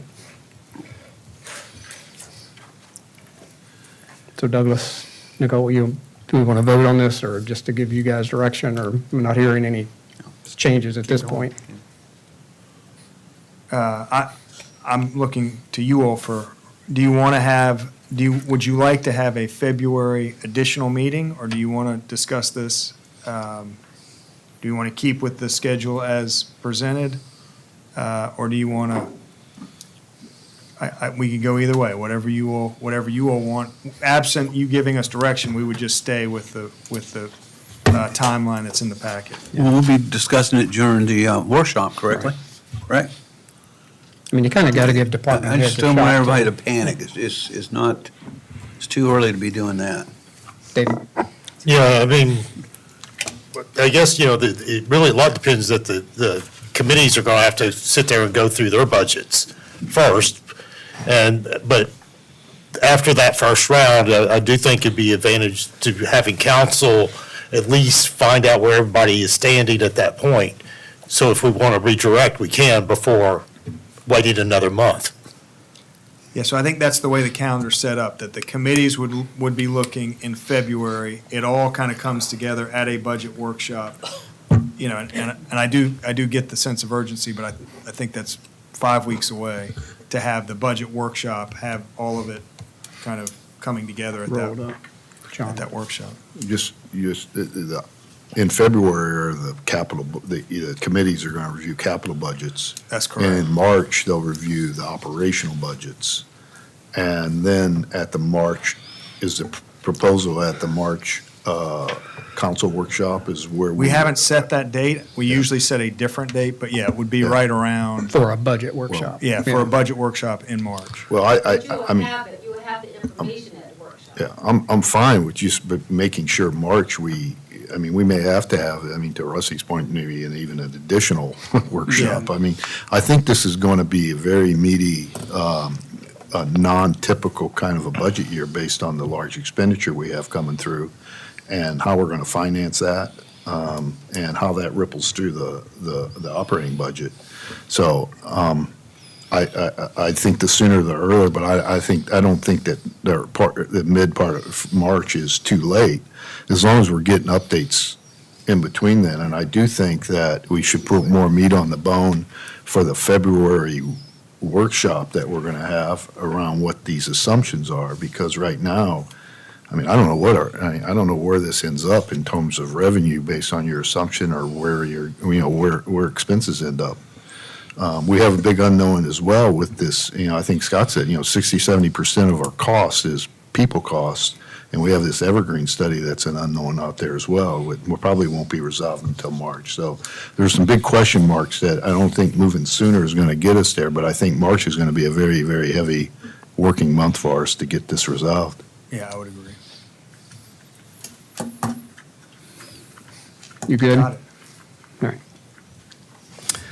Next item B is discussion and consideration of cost-sharing arrangement with the Wild Dunes Community Association for the upcoming beach renourishment project. And you've got memo and information in your packet. Douglas, you want to kind of bring us current on this? Yes, yeah, I Thank you, would. Josh. I would say this is another project that the Public Services and Facilities Subcommittee has been wrestling with and talking about. They have given what I would say is a first recommendation, and this is really the critical first step for the city and the Wild Dunes Community Association to have a framework of an agreement, a cost-sharing agreement that we need for our attorneys to review, or our boards and associations to review, to kind of memorialize how we're going to pay for this beach renourishment. And specifically, we're talking about the portion of the project that is on the northern end of the island. So we talked a little bit about this at the strategic meeting. Public Services and Facilities talked about it a little bit more in depth, but the staff presented 5 different scenarios of how to treat the northern end of the island. The northern end of the island, we are estimating is a $22 million project. And so the question has been, how do we split that $22 million tab? The 5 scenarios we went through, the first, and kind of just going. Can you put them up? Joshua, would you be able to put up? Is it on The 5 scenarios. workshop? If I had my Is thing, it this? I could do it. You could go to the 13th the meeting. workshop from our January 13th. Yeah, there you go. Yep, Yep, that's it. slide 15. Not that I'm tracking slides. Yeah, that's perfect. Thank you, Joshua. 15, that's fine. Well, that's it. That's kind of the verbal, they're showing the same thing. So let's stick on this one and we can go to the next one. But this kind of verbalizes which each of the scenarios is. So the first scenario is the city contributing at the same rate that they have historically contributed to the 2008 and the 2018 projects, which is roughly 20%. So if we took the $22 million project and the city paid 20% of that equals to about $4.2 million. The next scenario, this has a different, so this is looking at the entire project. So this scenario is looking at both the north and the south end. So now we're taking the overall number of a $32 million project. And we said, what if we divided that project into the areas that meet the state's definition for publicly accessible? That area considered publicly accessible stops within the middle of about Beechwood East. So scenario 2 is the city paying for 100% of the sand that is placed south of Beechwood East, and the Wild Dunes Community Association paying for 100% of the sand that is north of Beechwood East and north. That scenario has the city's contribution to the northern end of the project being $5 million. And again, it's a smaller percentage, but it's a bigger project because you're looking at both ends. That gets you to a bigger number of $5 million. Scenario 3 is taking all of the money that has been paid into the beach preservation fee fund by Wild Dunes Properties since really the year 2018 or fiscal year 2019. So that's saying if we went back in time and looked at all of the contributions paid in by Wild Dunes Properties since the year 2018, that number is equal to $5.5 million. The next scenario, and the next two are very similar to one another. One is total construction costs, and the next one is construction costs plus about $900,000 worth of soft costs.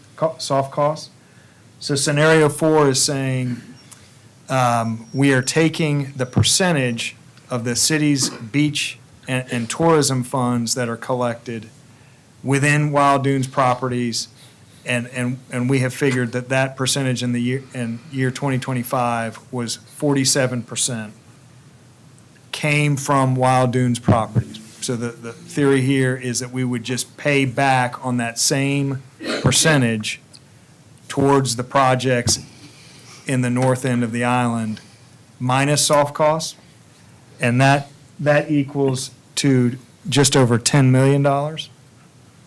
And the last scenario is taking the total cost of the project. So that's construction cost, soft costs, including construction administration, monitoring, any other, and I think we have two placeholders in there of about $200,000 for soft costs, and dividing that northern project at the same ratio of 47% being contributed by the city and 53% coming from the Wild Dunes Community Association.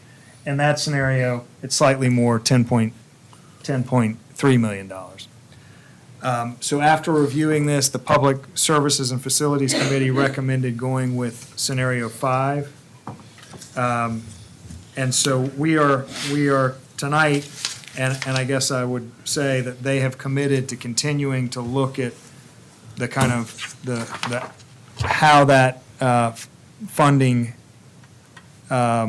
is put together. So the ideas of how much of it's coming from grants, how much of it should portions of it be borrowed. So kind of the questions about how it gets paid is still in their workflow. But this is really a commitment that would be used to create the agreement between the city and the community association. So, just to clarify a few things, in the Facilities Committee meeting, we discussed the fact that scenario 4, this isn't apples to apples. In scenario 4, the city is actually on the hook for more than the 10 million because all of the soft costs would be borne by the city. That is correct. So that was one of the reasons that we went with 5, because 5 is being shared equitably by both Wild Dunes and the city for the soft costs. So while it looks like scenario 5 is the city spending the most, it's actually less than 4. The other thing is that this $10 million that's been floating around, I don't Cap. think that was ever contemplated. If it was, I missed it. I don't think that we ever said that. Yeah, I don't recall a $10 million cap being Yes. discussed at all. So when I saw that in the memo, I have to say I was I had either brain cramp or something, but That is true. You're remembering correctly. there was no discussion of a cap. That's correct. And Okay, and so- I would just say that what the staff and the committee has looked at are funding scenarios that, just like what you're seeing on the screen now, end up with a 10 or a $10.3 million contribution. We would want to protect ourselves from putting into an MOU that we're gonna pay 47% of all costs regardless of bids. These are all based on estimates. So if we happen to get bids back and they're $50 million, we wouldn't want that to be used against us and say, hey, you committed to 47% of that, so you have to come up with it. So that's the reason that there's a cap in there. If scenario 5 was the scenario that the committee gravitated towards, we'd put a $3.5 million cap, just because those are the numbers that the city staff has been focusing on, presenting on. If bids were out of line with those estimates, we'd need to go back and And is it possible to, real quick, kind of bring this back to CSE's presentation earlier with the 600 to 900 cubic yards, 600,000, 600,000 to 900,000 cubic yards at reaches 1 and 2, and how that applies to these numbers? Are these numbers, where are these numbers in the 6 to 9? They are Or the 12 six. to They are 18. they are based on 1.2 million cubic yards going in Wild Dunes. And they're based on a bid, which, again, we're guessing here, a bid of $5 million to mobilize, $15 per cubic yard of sand pumped, and we're basing these estimates on $1.2 million going to the Wild Dunes end. So this is the absolute minimum of what? Well, we're saying the minimum, if bids were to come back higher, I don't know that the city would be in a position to fund it at a higher rate. So I believe, and, this would be obviously a decision for you all, but I think you all would have to consider scaling back the project to meet your budget as opposed to scaling up your budget to meet whatever the bids That's what are. I just want to make it clear that we just had a presentation from our engineers that are doing this project right now, and they gave us numbers. This is where I just want to make sure everybody's on the same page here. They gave us numbers that said that their bids for reaches 1 and 2 were 600 to 900,000. And these numbers are based on 600 and 600. That's correct. So if we go anywhere beyond that, these numbers get Yeah, is it larger. safe to say that these are based on budgetary placeholders for what we believe the cost to be for That's mobilization in cubic yards per sand, and that any agreement we have with Wild Dunes is going to be subject to the volume up or down, what we're going to do, and we're all going to have the ability to be able to Yeah, that's correct. revisit that. And I would envision that this agreement would allow downward kind of dialing. If the bids were to come in less and everybody agreed, let's spend less than $22 million, I think the agreement would be written in such a way that it would allow that to happen under an agreement that gets executed. I think in any situation, both groups, and it's what the agreement would say, both groups would have to agree to go above the kind of estimated numbers. We wouldn't want city council to be on the hook for a limitless percentage cost of the project. But I mean, we just got a presentation from our engineers that has a 900,000 and two 900,000 numbers. Yeah, so, and I think So the only way. that's what's causing me. So the only way I think heartburn here. we would do a 900,000 cubic yard project is if the cost per cubic yard was low enough that we could do that within the amount that we're budgeting for. We would not, if the costs are where we think they are, we would do a $1.2 million project. So those numbers aren't based on what we quote unquote need. They're The volumes were based on the healthy beach profile. Right. At the time. John? Yeah. What's the process again that you were expecting to get out of tonight? We're not it says consideration, but Yes. are we voting on something to take Yes, forward so- tonight? Yes, so what, and it would be what we're looking for is for you all to consider and endorse a percentage breakdown with a cap. That would then go into an agreement. That agreement will come back to you all for your consideration as well. So there will be, but right now, we have two different entities, the city and the community association, not knowing where that break's going to be, not knowing the kind of financial implications of this project. So we need to start pinning down what the cost share is going Okay, to so be. now I have a couple questions to get. First of all, as a primary gate,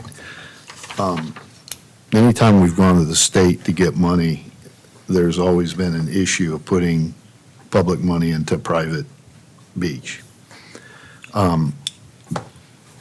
I've had a lot of questions from residents when we were putting sandbags and things in Wild Dunes, or why we're putting public money into private beach. So I'd like to ask Mac, and Mac, the legal side of this is, where are we with that question from a legal standpoint? Yeah, so beach renourishment is generally considered a public purpose. And there are plenty of cases. Braden's versus Folly Beach is the most recent case that the South Carolina Supreme Court issued where it recognized beach renourishment as a public purpose. Whether it's on the south side of the beach or in Wild Dunes, we're still pushing sand onto people's private property. And so there's always going to be some sort of incidental private benefit. You're protecting someone's private property. That's why in large part, why we're putting the sand there. So I don't see any issue with it being in Wild Dunes. The issue, though, is, and I gave the example, I represent Seabrook and Kiowa, too, and they're a pretty good example of how the state funding is tied to this. So in Kiowa, you have Beach Walker Park, which is a public park. The state will come in and pay for a mile one way and a mile the other way because there's public access and the public has the ability to get there. Seabrook, on the other hand, doesn't have any public beach parking. They don't get any state funding, but they can still do renourishment projects there. And in fact, there was an article in the paper a week or two ago about Captain Sam's and cutting that inlet to allow Seabrook to get some sand. So I don't see any legal issue. I don't see any legal issue with using public funds for beach renourishment in Wild Dunes. Okay.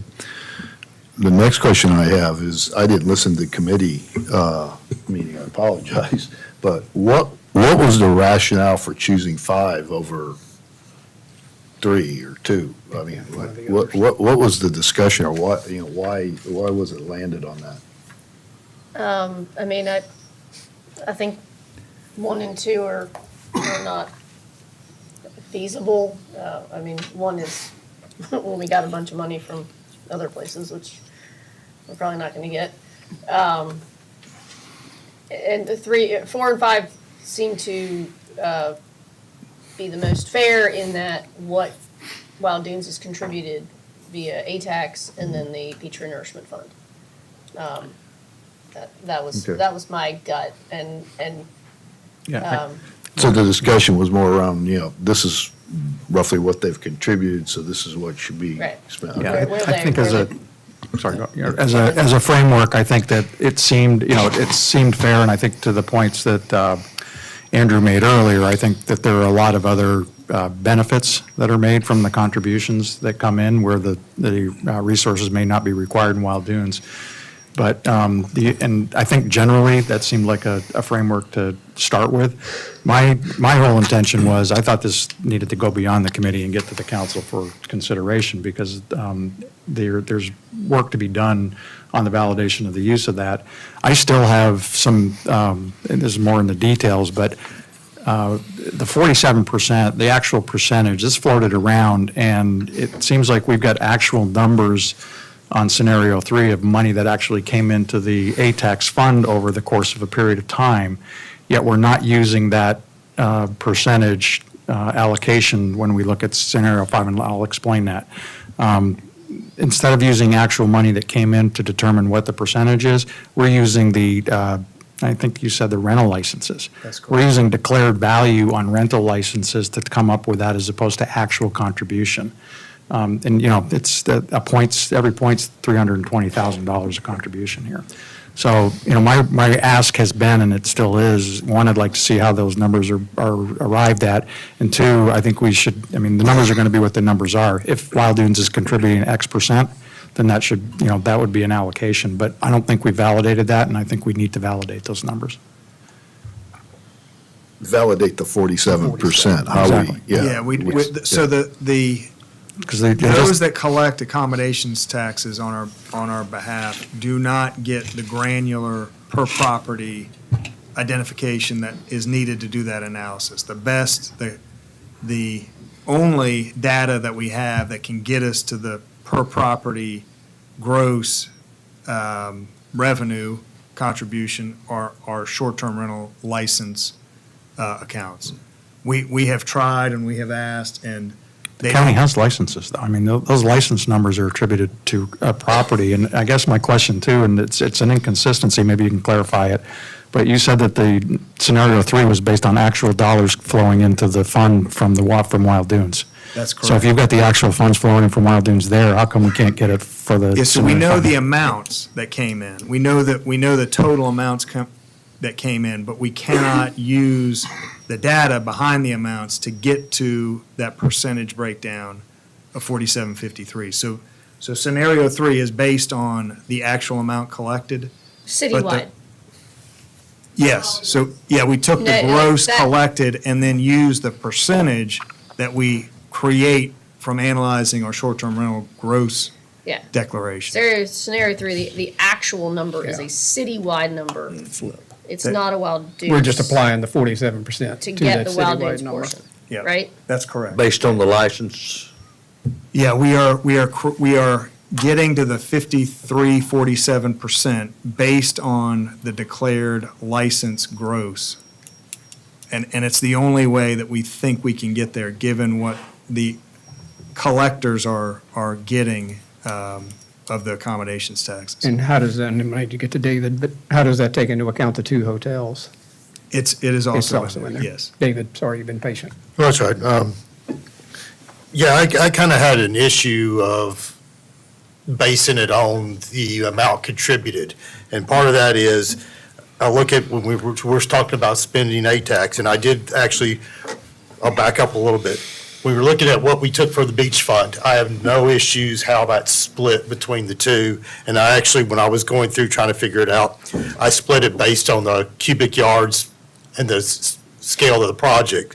So 2/3 going to the north end and 1/3 going to the south end of what's in till we deplete the beach, or the 8 million that we've kind of pretty much depletes the beach fund. Then I looked at, we were starting to draw into ATAX. And to me, that's where I kind of hit an issue is I see ATAX has 2 purposes. One of them is to offset the cost of tourism and the impact of tourism on our neighborhoods. So that what gets contributed doesn't necessarily go back to who contributed. It goes to offset other costs to the city, and that goes across the island. So that's where I had a kind of an issue with that 47%.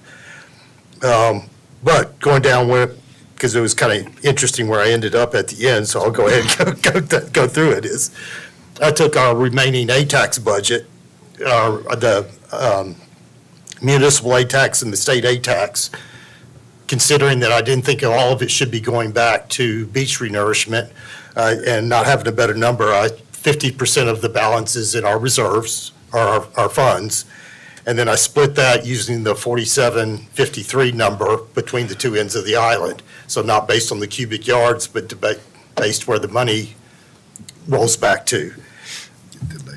Just to skip to the end, what I came back with was basically 11.18 for Wild Dunes and the city being short 6.42 million. So it came out very similar to these numbers is what I was getting at. So I think we're in the ballpark. It's how you get there. And again, I took a completely different approach. You kind of got into the same ballpark. Yeah, but you're going down a funding conversation, not a. That is, Yeah. but that's what's at stake is we're being asked to potentially fund this out of money that was set aside for other uses. Well, that's a TBD. Well, it wasn't, It's going to have to come from somewhere. if this had been a past council that said, let's take a tax and take, half of it off and set it aside for beach renourishment, I wouldn't have an issue at this point. But that wasn't done. So now I'm being asked to say, should we take money from our A-tax reserves or our A-tax fund and put it towards beach renourishment where it wasn't necessarily allocated for that before? Yeah, and that's not my point. My point is how we're going to pay for this is to be determined. Right. We may not take anything out of A-tax. Well, I don't know where else we're going to get it. You loan it. Huh? You take a loan. But that has to be paid back out of somewhere. Where's that money going to I come know, from? sorry, banks. Property taxes or A-tax? The beach fund won't cover it, so. And it might be worthwhile, can you just throw the slides up on the beach fund impact? At least these are the preliminary, because I think the public should take a look at what that. What's in the packet. I Yeah, think yeah. it's up 3 pages, Joshua. Yep, that's it. So these are scaled at, what, $0 to $25 million. But, I think it's worth everybody knowing that if we do what we're planning to do and take it all out of our fund balances, we take them all down to nothing for a long period of time. And to reconstruct it with our current revenue streams are nearly impossible, because what this does is, it gets that realization that we can't fund the next beach renourishment this way. So I think, David, to your point, it's going to take, if we don't take out a loan, then this is going to basically starve all of our other projects and all of our other ability to be able to fund, staff and projects and things of that nature over the next 5 to more years. Yeah, John. No, I was looking at, that was a different discussion, where we actually got the money, whereas my concern was what that money was set aside for and redirecting it for one project. Yeah, but Dan, you're still assuming we're taking it out of that fund for that purpose, and we're not there yet. Yeah, the alternative is borrow money. Yeah. Well, but you got to pay the money back. Where does it come from? It's determined. I mean, none of that's been decided. And Scott, to your point, the other capital projects is really the one that really, that's every other project we're doing on this island, and that does not build back up if we depleted our. We're overlooking the fact that we have lobbyists that are helping us too. That's no guarantee, but we've got some real professionals in Washington and Columbia, and they're well aware of how much this means to us. So. Isn't the elephant in the room that if we take out a loan, there's going to be a millage increase to cover it? A mill increase to cover it. Well, historically, that's what's happened when we've done When we take bonds. debt. Yeah. It's not a new phenomenon. But I think there's two separate issues. We're getting to agreement of how we fund Wild Dunes, and then there's a whole separate issue of how we fund our portion, the city's portion of it. And I think this is a conversation around what the Wild Dune split is. Correct. Do we want to go down the path of, subject to validating the percentage split, that we're kind of heading in that direction?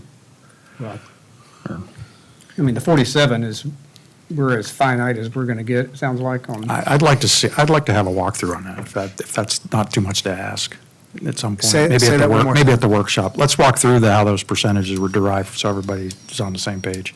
Oh, Get- okay. Get the actual Yes. numbers, the period covered, how they got the splits, and Yeah, I think it's all there, but it was 45-55, now it's 47-53, and just, maybe we can take a walkthrough at the workshop. Yeah, or Charles Committee, Scott, when you're looking at. It did the loan move a analysis. percent, Yeah. I think, when we looked at. Yeah, between From the 40, between 24 and 25, I think it did move a percent. And we could not look at the granular level. We can't look at properties revenue. We can't share that. But, so if there's a way, but I think there's probably a way that we could share in the aggregate. These are the short-term rental properties. Right, and we and have, what, they've seen that. It's in the aggregate. 46%, so we can definitely share that again. Okay. But Scott, I think, to your point, it is, and I hear you loud and clear, and I agree that I wish the method that the ATAX collection groups were getting it was in a way that could be assigned to a specific property, but it's not. So, I mean, it is all based on rental license revenues reported. So we couldn't have set it aside, for a specific project in the past. Yeah, I'm not following the question. So there was but- a question about, past council should have set aside accommodation tax for beach renourishment. I will say, I mean, and I think this is part of the follow-on conversation after we can kind of get to a percent. I do think that this is going to have to be a topic of conversation every year going out, and I Every think that project. well, I think that we have determined there is at least $1 million to $2 million shortfall every year if we're going to do projects of this scale every 8 years. How we get that extra $1 million to $1.5 million to $2 million, we need to figure that out. I don't know that we're going to figure that out before bids are out, bid requests are out next month, but it is something that we just have to figure out for the long-term health of the city's accounts. Well, and I mean, all the work we did on the ad hoc financial analysis too, I mean, that is worst-case scenario, kind of to Jimmy's point. No shoal, no Army Corps project, no state help. I mean, we're ready to catch $1.5 million coming from the state, hopefully any day, but, and then hopefully more in the future, but we'll see. Well, there's a couple of other things. Doesn't Hilton Head, do they have the same deal going as Wild Dunes with the transfer fee on real property? They do. But So they that's use it- 1%. But they use it for allowed to do it. acquisitions, Yeah, they. property They've acquisitions. got 2% going in, 2%. Well, of they the have ATAX. another 1% for local accommodation tax That's too. correct. State won't. So let us- why aren't we directing our lobbyists to explore those possibilities? We are. Well, we Well, should, and it's, remember. and we're not putting this into the mix. And, I mean, that's just a what if, and we hope it happens. But I'm just not ready to throw up my hands and saying it's over at this point. Because those would be two huge funding mechanisms, if we can get those. That's been on our wish list anyway, hasn't it? Yeah, I mean, we just voted on it in November to give them that direction. Yeah, maybe set, a little bit of fire going here, though. This is getting to be really important. We can't do this every 8 years, and also, we're talking about the possibility of exploring the idea of groins and hard structures, and they've been proven to reduce the need for recurring beach renourishment over the years. As I mentioned in the last meeting, when I moved here 40 years ago, that 42nd Avenue, there was groins that were 6 feet tall. And now you couldn't ride a bike up to that end of, to Wild Dunes because the groins were so big and so tall, but they're under sand now. And so I'm not a coastal engineer, but I do know that the beach in that part of the island is healthy. So there's a lot of positive things going on here that I think we need to look at and be realistic about what the numbers are and what our needs are, but look for some positive alternatives, and it's not all negative. Is there So- a motion? Could, Sorry. do we need,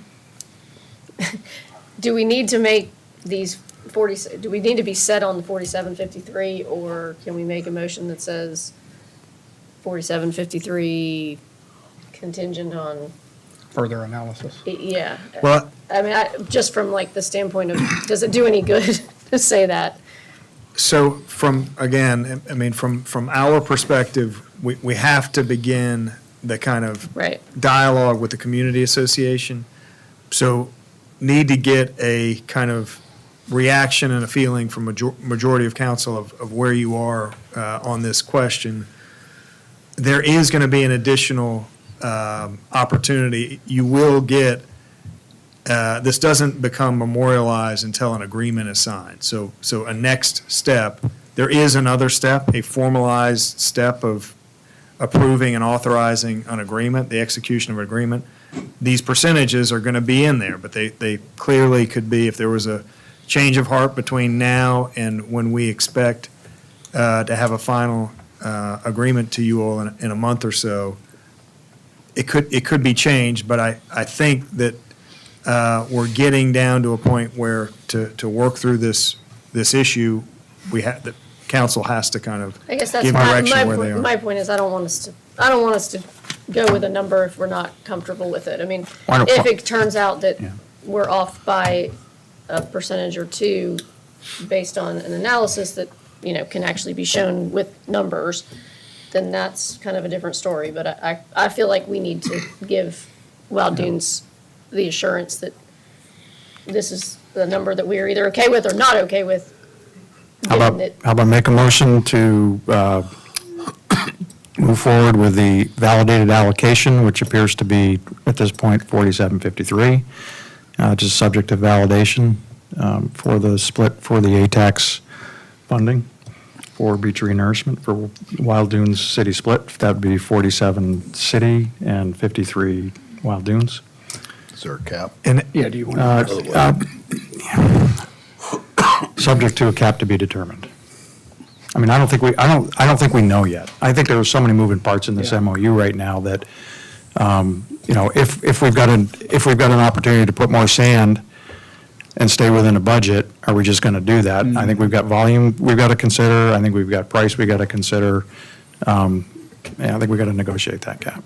I mean, I think there's still some moving parts, but I think on the framework right now, we're going to at least tie down the allocation split, and we can figure out the details between now and next council meeting. Is that? In our first draft. That's a great motion. Does that make sense? And on and on and on. Something else, yeah. And so on and so forth. In our Andrew, first, come on, help. 3 paragraphs long. in our first draft of an agreement, would the group be okay with including 47-53 split with the caveat that it's to be validated, a cap, and really to say 10 wouldn't be proper. I Be mean, 10.5. 10, number. to have a Yeah. theoretical cap of 10.5, just to send the that's message fine, and yeah. memorialize that it's not an open-ended percentage. If quotes come in twice what we're expecting, that's not putting With a 10.5 cap. I would second that.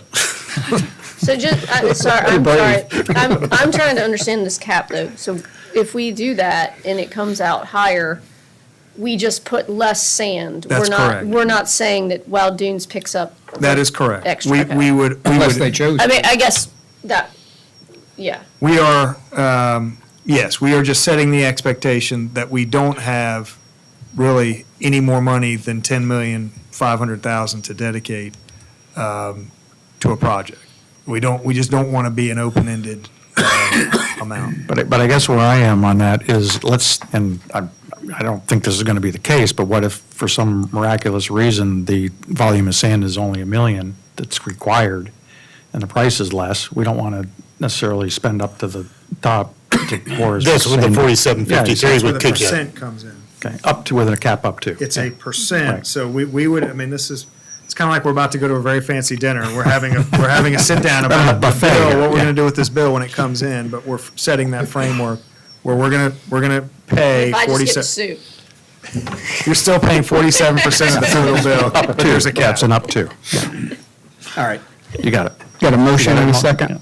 Further questions, can't even imagine, but Well, could be. Yep. let me just say, can we spread the explanation of this cap and the intent of it across the minutes? That's all so that this is all captured. I don't know exactly what you mean by that. That it's explained in the minutes what the cap is, that's all. What the intent of this cap. Douglas has quoted that, yeah. Yeah, Douglas can. So would it, could I just put, I mean, my intention was to, and I think Andrew and his association are kind of waiting for a agreement, a draft of an agreement.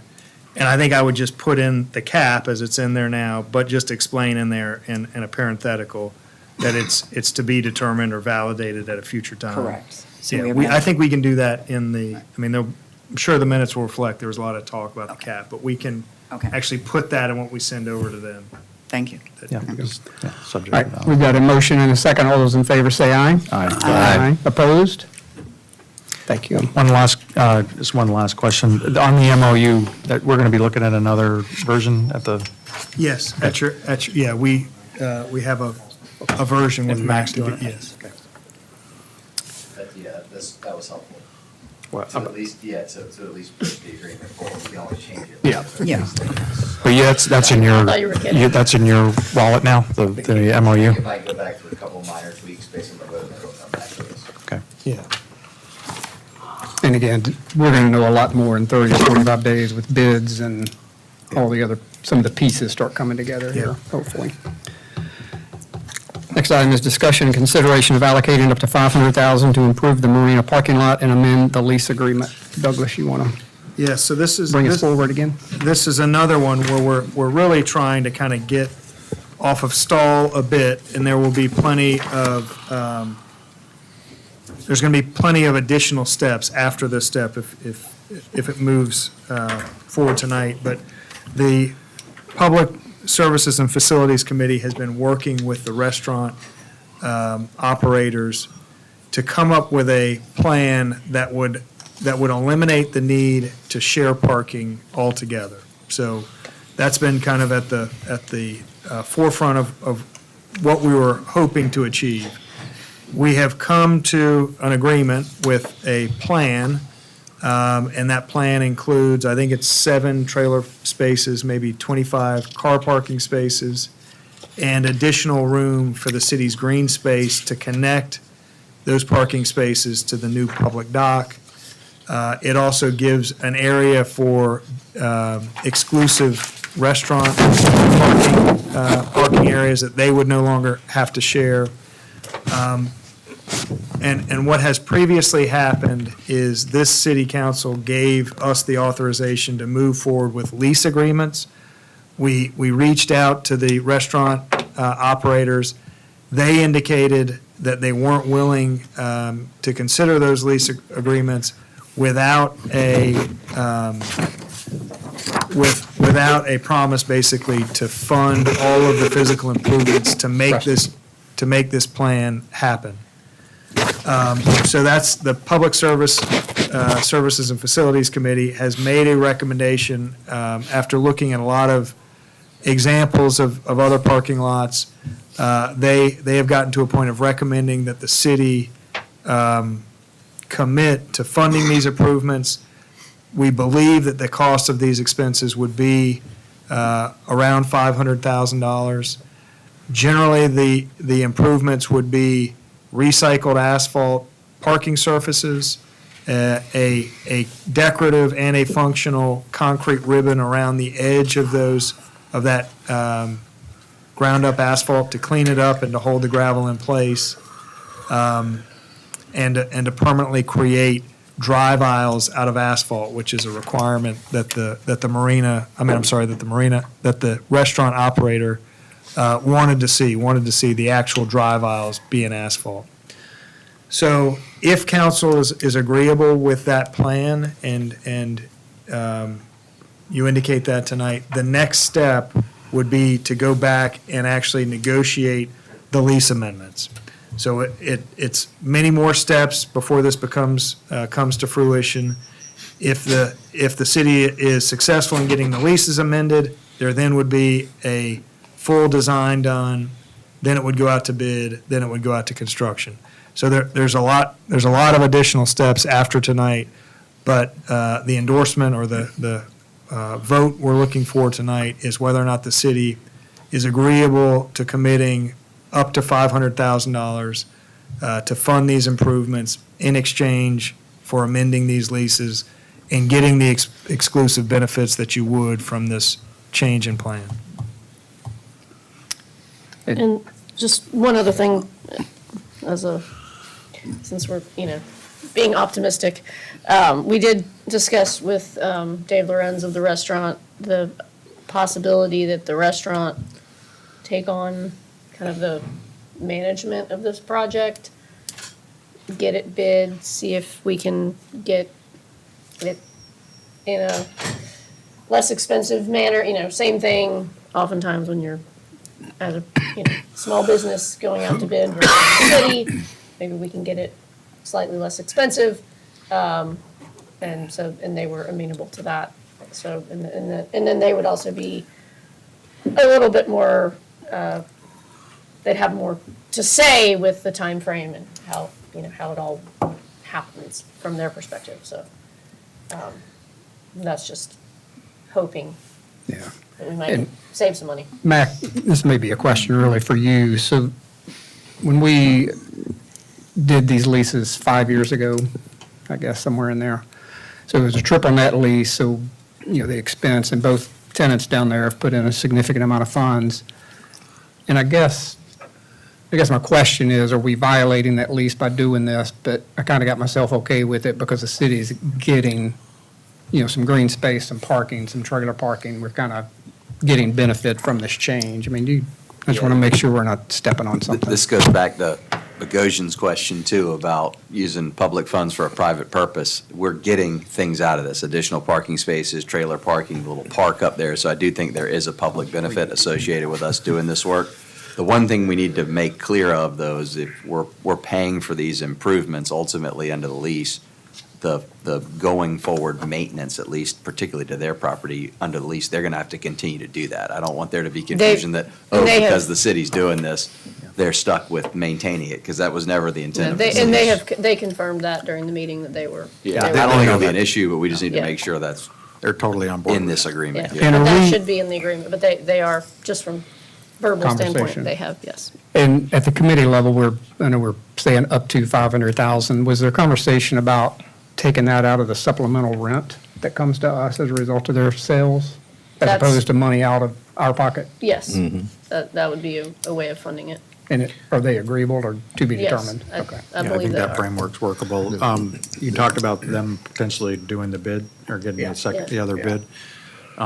Is there any issue if they were to let's say they got a bid and it was substantially less than what we've been looking at, is there any issue with them managing that project actually? And us paying for it? Yeah. Say it again, Bev. And us paying for it? They'd have to contract. I mean, they would Yeah, have to I think take- if they were to do that, if this is, and I'm just going from my memory of how the restaurant renovation itself happened. They funded that, but it was part of the deal how the city was going to recoup their funding of it. So it would not be a situation where they do it, they manage it, and then we're paying the bill. It would be a situation where they do it and They get relief on their. they get Yeah. relief either in their rent payments or some way we work in the relief of the cost of the But the improvement. check comes from, they're their- yeah. actually have to be the ones writing the Yes, check. they're doing the project. They're just like they did their renovation of the restaurant, where they're paying all of their contractors and designers. Because I believe Mike got quite a good deal on his, I mean, it was expensive, but he got a more aggressive pricing, I think, on his repaving over there. And if they can do something similar, we may want to figure out a way to take advantage of it. Does the 500 include the green space too, or is it just the parking? Hopefully. Yes, we've got there was separate- not, there currently is a separate line item in for the green space. As it is currently designed, there really is not, I mean, if you look at the plan, There's there's some trees. there's a handful of Picnic tables. palm trees, which are inexpensive, and picnic tables, so there is not a lot of expense in what's being considered right now. I was for going to say, the but this is conceptual really around the parking. I think we could talk about what we want to do with our green space, wrap it down the new piped-in area or something, because there's plenty of parking now. So this is, the 500 is just strictly for parking? It really is, yeah. Okay. Yeah, not, But it does give a baseline at the park area, too. Yeah. the park area as Doesn't get all the- designed it's is not the so, beautification. is so minimal, Yeah. that project could be just done, I think. Yeah. But again, we've got a separate line item in the budget for 150,000, I think it is, for green space specific. So on the parking, I'm assuming the purple area is, the dark purple, is all that being turned over to the restaurant? It would be, yeah. I failed And to what explain does, that. what does the city get in return? So anything that's not purple, however, that graphic is not showing the areas that are under the marina operator's lease, which is really everything south or of the boat ramp Right. is under the marina, is already under lease from the marina. So how, It's my the- question is how many trailer parking, I think that's 7. how many is there Seven. currently? It's hard to say. It's hard to say because it involves. Yeah, so right now, on a good day and small trailers and everybody parking well, there's 11 slots. But they get shared, so Right. they're not always available to boats. And these would be resident only. And these would be. 7. Yes. Right. They could be, Mayor. I don't know that that's been, I mean, you all would need to make that be, but Is that a good number? Is that what's being used now? 7? yes. Yeah, we did it. I don't know if you recall, but there was an entire summer that we spent videoing and counting trailers that were used and, Yep. it was, I think 7 would be adequate. Okay. Now, this is a bit of a housekeeping thing. If we do this, do we have to revisit that? We had the dedicated resident parking that's going to be in that footprint, so we might have to unwind that. That's correct. That fixed ordinance or whatever it was that we put in there. I think it's the same, actually, we have more spots now, so I think we talked about this, I don't know, maybe when we were on version Z. I feel like we talked about this once before, and I think we were advised that as long as we keep the spirit the same, it's pretty much the same. Okay. And to your point, I mean, residents can park for free anywhere south of the boat ramp these days. So. For now, but we're not guaranteed that. Boy. I mean, I'm just, I'll point that out. And that's why I'm concerned, are we giving up space that at least we have control over No, because Parking. we keep all the gray. the gray area, which Well, is, so you keep all of the gray that is in what used to be a ditch. So all of that gray is under city's control and outside of a lease. And you control the 7, I think it's 7, trailer parking spaces Plus the green space. and the green And the space. gray in front of the green. I mean, well, yeah, but the way we came up with this layout after 700 tries was we just literally took numbers. We added up the square footage of restaurant space versus city, and that's how many square peg, parking, the square peg round hole, that's Yeah. the best we could do. Rusty. How many parking spaces does this give the restaurant with this configuration here? Do we Yeah, know? we've never actually, because Their they have problem. always wanted, and they've always indicated that they just use lay-down space to stack in valet spaces. So you'll notice there are some designated spaces in the plan, but then there's probably half of their lot is just an open,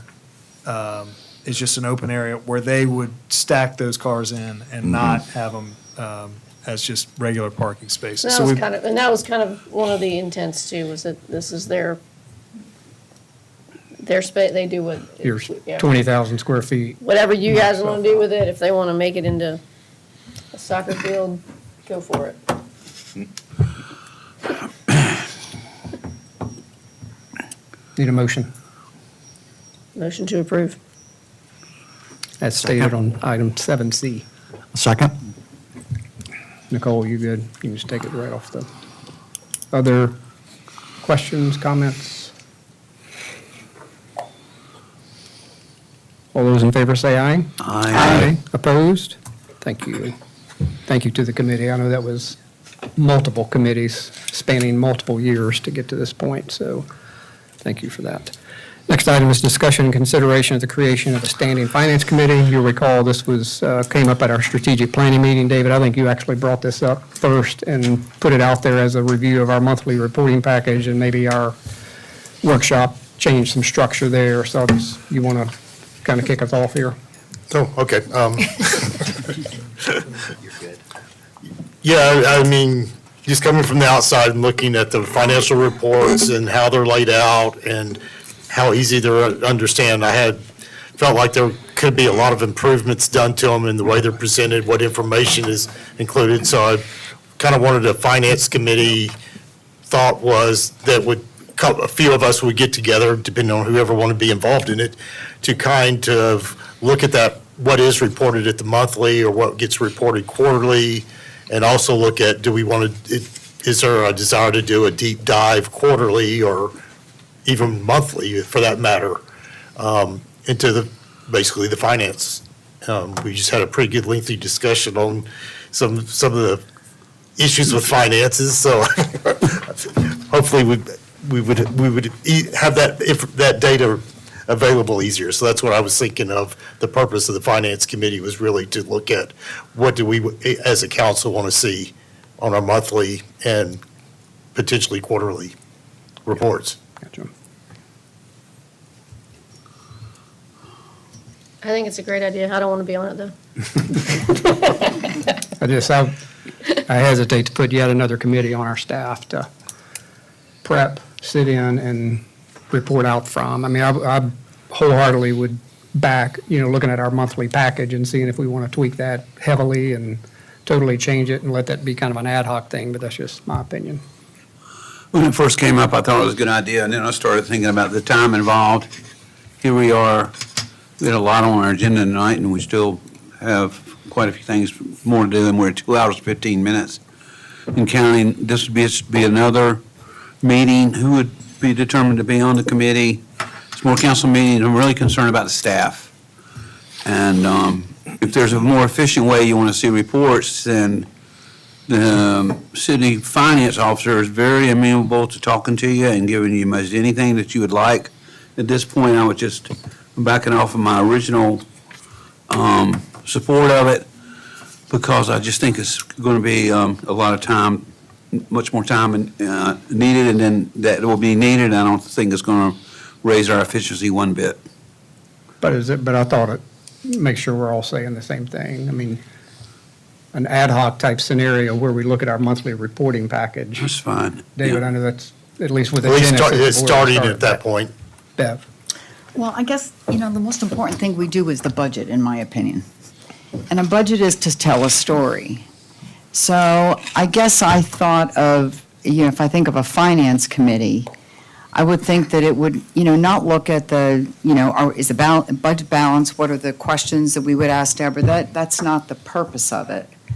I would think the purpose of it would be that it would be more of a, looking to the future and making sure that reports are laid out so that we can see the years and exactly what is hitting in FY '27, '28, '29, '30. Is this what and that the decisions that we make today, what is the impact going out those years? So I guess I looked at it more as not as another thing. I don't want another thing for staff, but otherwise I think you're going to get 9 council members going to Deborah and going, what is this, what is that, what's the underlying assumption of this or whatever, and that's not the purpose of this finance committee. So I think it would, it's not to add another layer, it's just to get a full understanding of setting policy around a budget. Does that make sense? Yeah, but where you started, though, I mean, to me, it is job one of council, for sure. And And it's daunting for a new person. Just saying. just saying. Rusty? Yeah, it seems like this would be more amenable to an ad hoc committee if we're going to be studying, what we're needing to look at on a financial standpoint, rather than having another standing committee each month. If we could agree that we put together some sort of ad hoc committee to look at finances and how we want to see the information on a monthly basis, to me, that would be the way to go. Start there, maybe. Yeah, start with that. Yeah, I mean, I agree that if the intent of it is to look at reporting, that's not a long-term, developing a long-term standing committee.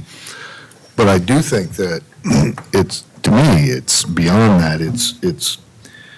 It's being able to develop tools that we can do more robust forecasting, develop tools that can get more even predictive kind of analysis going on, looking at our trends that we have with more purpose than what we currently do. I think we brush through our finances pretty much right now as a council. So it'd be a level deeper dive into our financials and making sure that we understand trends and opportunities for both revenue and cost reduction would be the purpose, in my opinion, if from a committee. But if the intent is only to do reporting, that's more of an ad hoc kind of 2 or 3 month kind of committee, I think. Scott? Yeah. I'm a total advocate for establishing a finance committee. I think a few years ago, we abolished the committees under the understanding that the workshop was going to consolidate all the work of those committees and address all the issues within those committees. And I think after a couple of years, we decided that things were not being attended to in the workshop fully. And the workshop has really morphed into, I think, sort of a prelude to the council meetings. I don't know of other municipalities, I can't really name any, that either don't have a Ways and Means or don't have a finance committee. And I think that the best point, finances give us the window into the future, and we don't spend any time on that. Anybody watching our workshops will see, the first thing we talk about is in the interest of time, we're going to just brush through our reports in record speed, and then we get on to the other. So, and not a slam on anything, it's just that we don't have the focus on the finances like we do on public safety, on public services. I think we've spent more time on a parking solution than we have on finances in the last 4 years. So we're at the most critical point, I think, in the state of the city right now, where our finances are at a critical state on the planning side. We have not had the headlights. We don't do variance analysis. We don't understand our trends. And with the reports that we do get, I think to David's point, we get partial pictures. We don't have the transparency. Our check register isn't published for the public to see where our money's going. So we get piecemeal reports. They're somewhat useful, but as we saw in our recent audit report, the difference in our quote surplus or unspent money was 100% off what we had on our internal financial statements. I can't manage that way, and I can't make decisions that way effectively. So I would like to see the Finance Committee address a more in-depth review of our finances on a monthly basis, really get into the forecasting. I think John mentioned that. And I think that right now with everything that's on our plate, and you can look at what we've just gone through tonight, we don't have the foresight or the plan in place. We're going to make it up on the transaction as opposed to before the transaction. And I don't want to be in that position going forward. I think we owe more of a fiduciary responsibility for our finances going forward, and the Finance Committee can put some attention on that.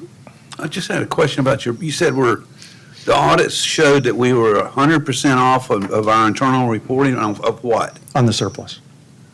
How much did the audit And the say? about 11 million versus the 5 million on our sheets. I have to go back and look at that. That's. And I think there's explanation for that, but we don't have the we're not going through the reconciliations or seeing that.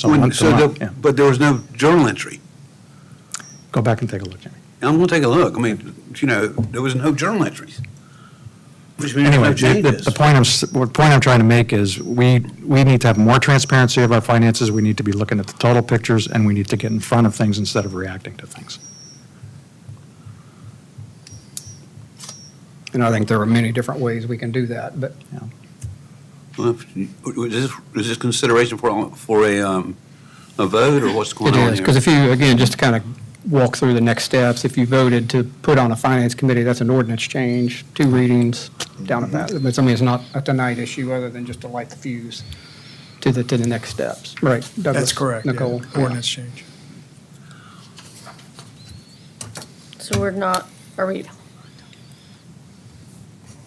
I mean, it says consideration to create a finance Yeah, committee. I mean, that's so what's on the, That would be. Make a motion so I to would- create the finance committee. Yeah, if you want to do it, you got to make a motion. Just got a did. motion and a second. Wait, who made the second? I did. Katie? Bev, sorry.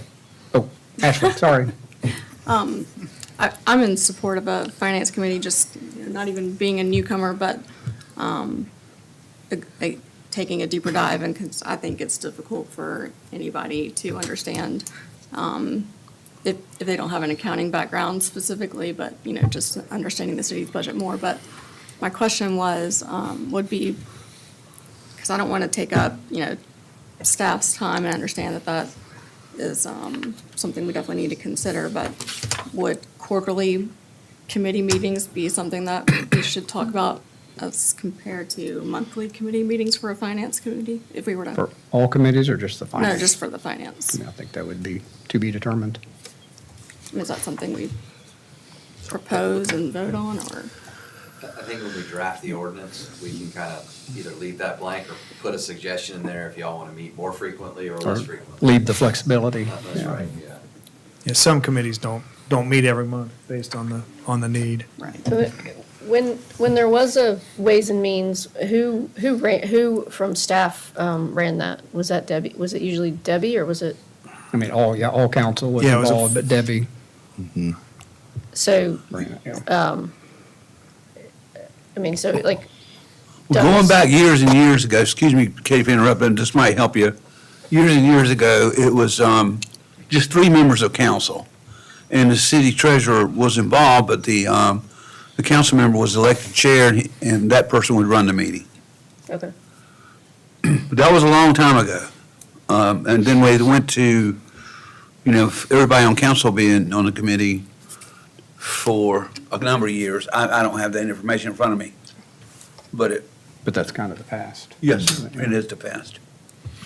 Typically, the way I've seen it in municipalities I represent is Ways and Means or Finance. Every member of council's on it, and they typically meet immediately before their council meetings. And all the other committees are, like you said, couple members, that sort of thing, but because Ways and Means and Finance is so important, every member of the body serves on that, and all of them, I was just going through my head thinking of each of them, and that's how they all do it currently. That doesn't mean it's right, but Again, that's what a lot of your neighbors are doing. Just job one of council. David? Yeah, well, I mean, I think the starting point is, if we go down this path, is basically to define what is the finance committee actually going to do, and that kind of goes back to starting at an ad hoc committee to figure out what is the purpose of it. So Is the motion a standing committee? Yes. That's the motion, okay. Does it make more sense to do it ad hoc? I mean, I guess that's not that's not an ordinance change, right? Correct. It's not an ordinance change, it's still a committee under FOIA, under the quality towing case, you're still gonna have to have an agenda, meeting minutes. all But like that. getting it started would be faster. Quicker. Oh, we could do 2 readings before February, or for February. Well, but not, I mean, for an ad hoc, I don't think you need a ordinance, or do you? No, that's, No, you you already need an can ordinance just to start I mean, it. it's Katie's point, yeah. You're subject. So does it make more sense to just go ahead and start an ad hoc committee, and then if 3 months down the road, we think needs to become a committee, then we make it a committee? And Katie, sorry. Sorry, I'm just talking out loud. Well, but again, I think if you take that ad hoc committee and say, if that's the path, look at the monthly reporting package, look at the cadence of a workshop, if we need to, I mean, we're going to spend 3 hours here tonight. If we need to spend longer in our workshops, then so be it, if that's where we, want to go. And I mean, it's kind of a path similar, I mean, Mac, akin to kind of what you're saying. Everybody's involved. You spend more time on it. Look at your monthly reporting package. I mean, that's where I would love to see us start. But again, And I just wanted to- envisioned, I think Jimmy had brought it up, the three or four, a smaller group, so it doesn't bog everybody down. But I don't know, Katie, go ahead. I mean, that,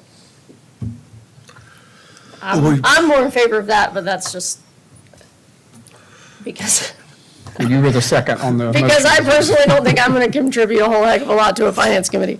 So, Do I need to amend the motion to say a three-member committee? or something? Ad hoc. Yeah.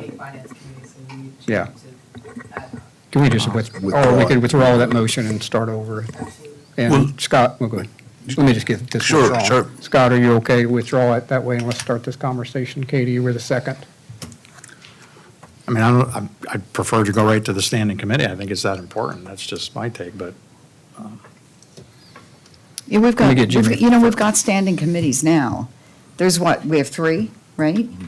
So adding this, again, for the most important item that we do, I think that having a standing committee is going to be helpful to this entire body as we make policy The decisions. standing committee is typically all council. Pardon me? It A doesn't have standing to be. committee is Doesn't have typically to be, all yeah. council. Doesn't have to be, but I think, and candidly, I'd prefer to have a standing finance committee than the workshop. That's just me. and I like going back to what Jimmy said with the original, the way it used to be, Yeah. with the three. Wait, a standing committee is not the whole let council, Jimmy, is it? let Sorry. Jimmy get in. Well, thanks.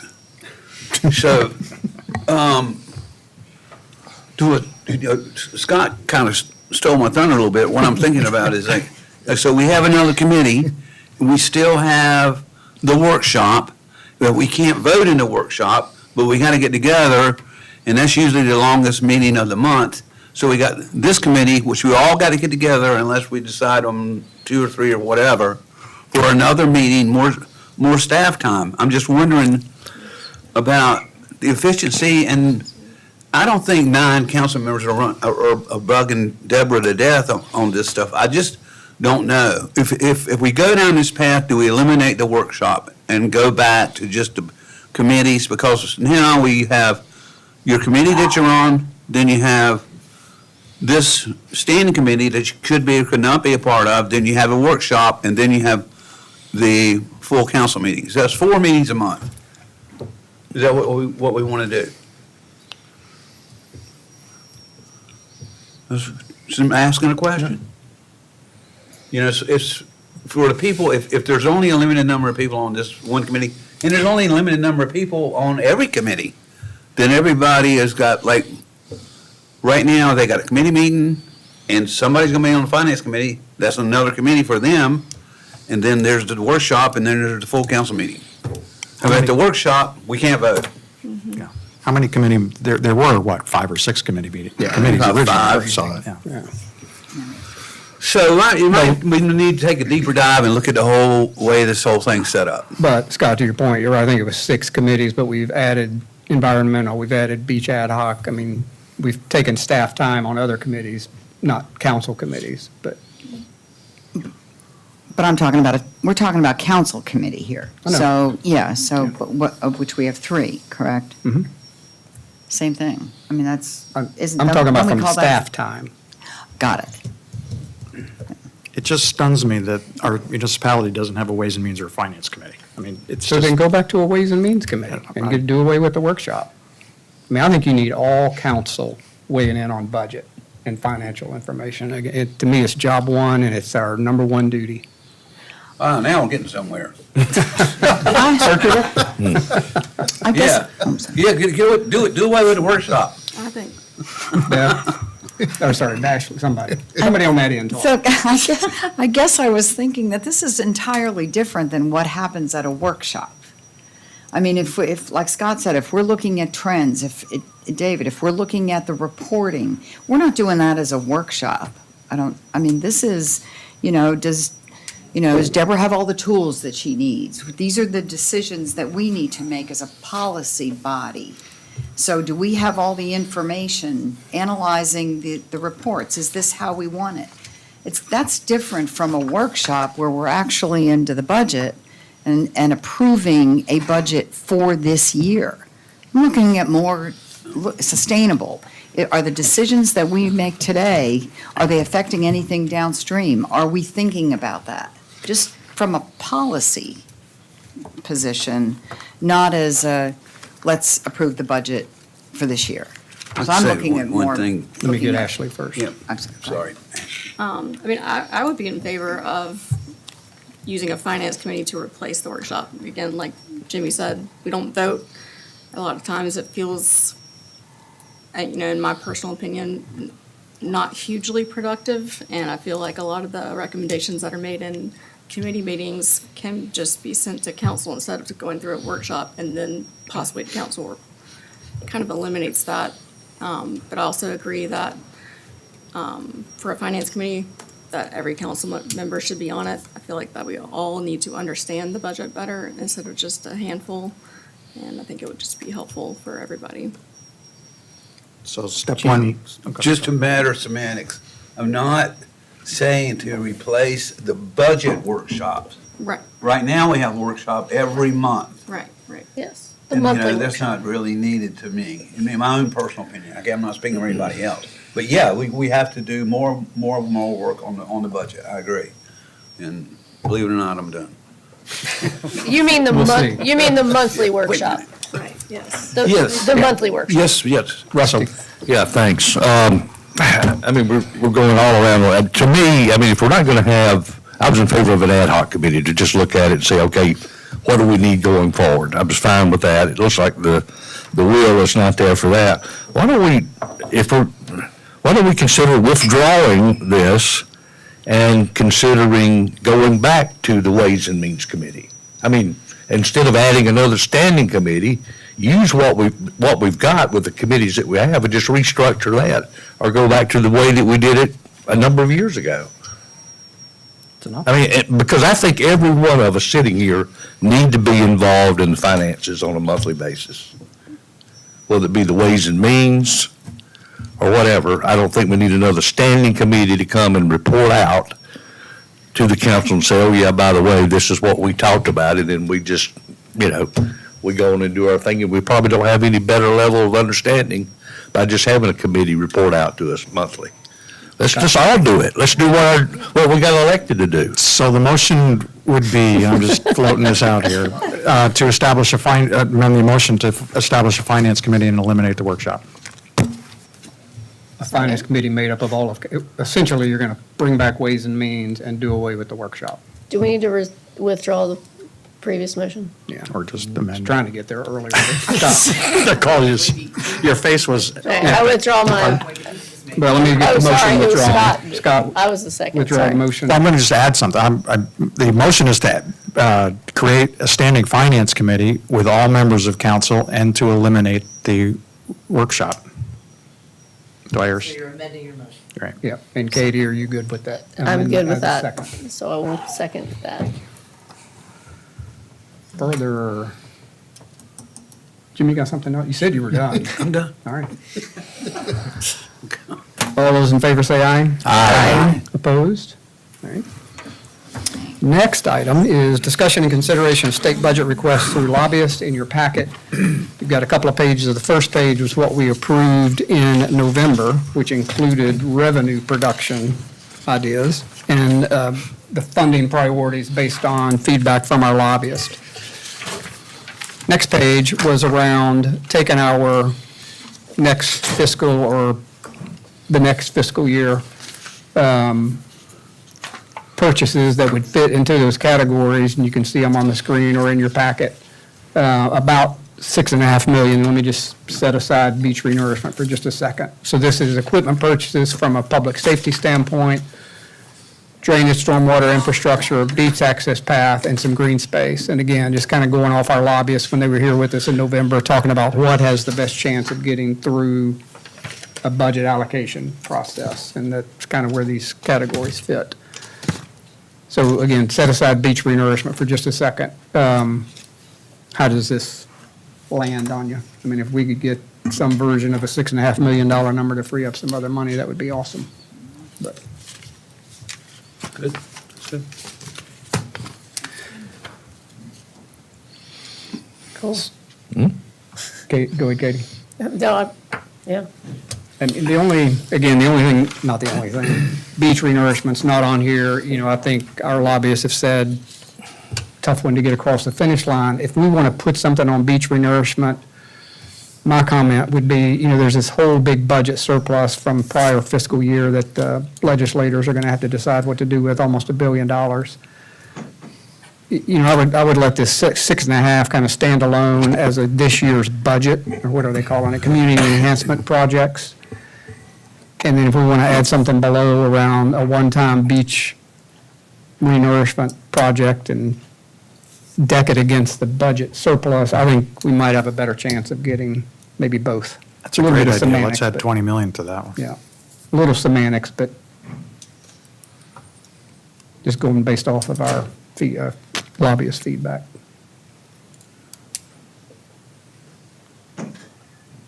And you want to go for the whole number? I think everybody's amenable to anything right now. I think you got to ask for everything. I mean, what we need is we've got a number that we know is nearly $20 million. You always say no. Why don't we ask for it? And so are you okay kind of structuring it, the page on the right, just below somehow, we'll just notate out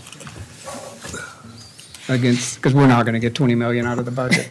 And that's our portion, and that does not account for the Wild Dunes, so, yeah. Correct. That'd be a whole nother conversation Yep. about how we split the 20 million, but, so Douglas, I think we just add something underneath here around budget surplus, and we can get Boyd and crew to help us out. All they need is a guidance right now. We'll have to fill out paperwork later. But just something around beach renourishment, 2026 project, and the request is 20 million. We're gonna put the number down? Yeah. Yeah, if they go don't for it. ask, they won't give it to us. Yeah. Exactly.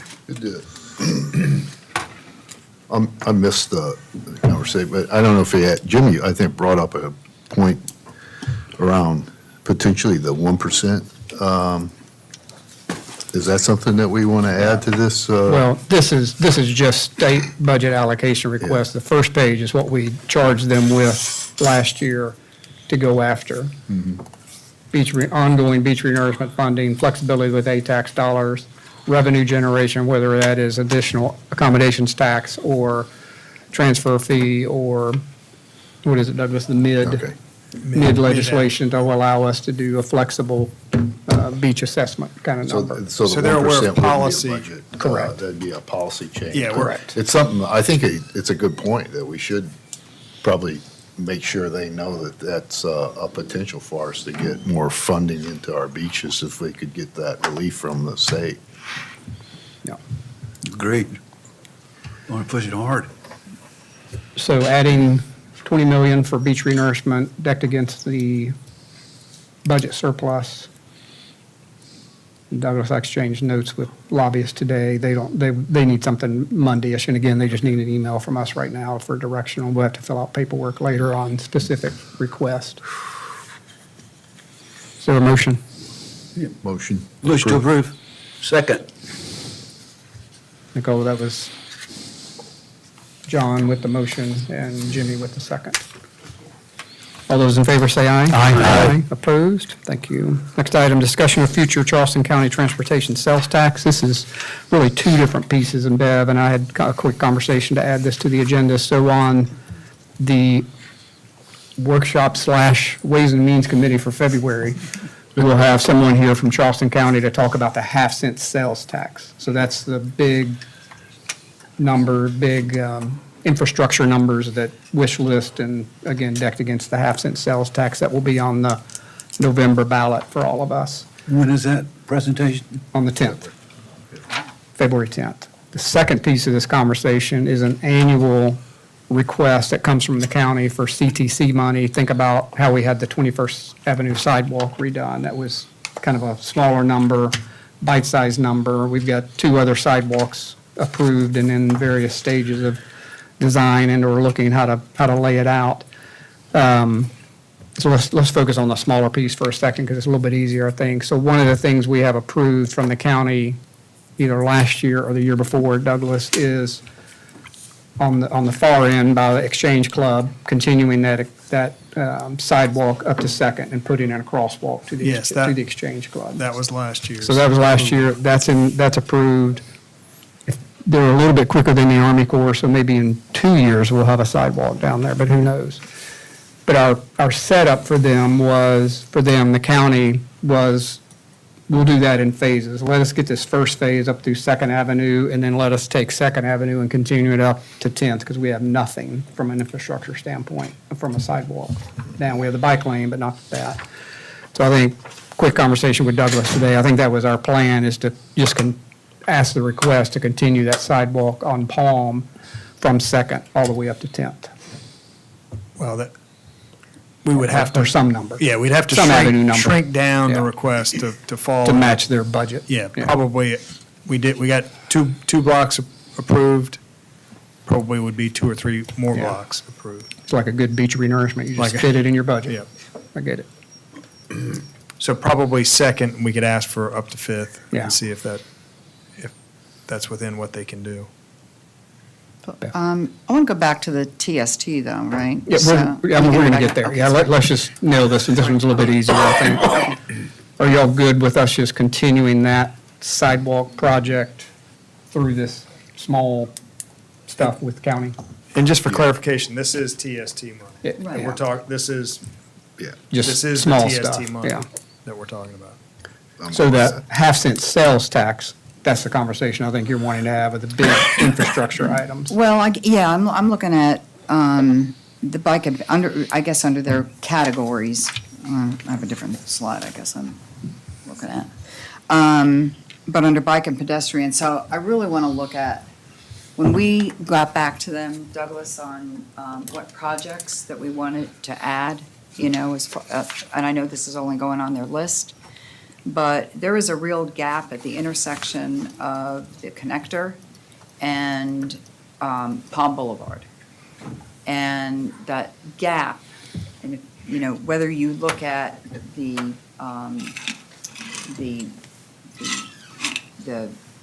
Battery to Beach program for Charleston Moves, whatever you look at, the bike lanes come off the connector. I'm not talking about the connector. I'd like to, but I'm not. Bike lanes come off on the connector, and then they stop. There is nothing in that intersection that for safety, for anything that a biker can do to get on a bike path. So I don't know if that intersection improvement for bike and pedestrian can be put under this, and maybe we can get something out of the. But I would guess that's going to be a big number. Douglas, would you? Well, From an infrastructure or not? At the bottom of the connector was also, it was another TST project where they looped that path into the park, basically.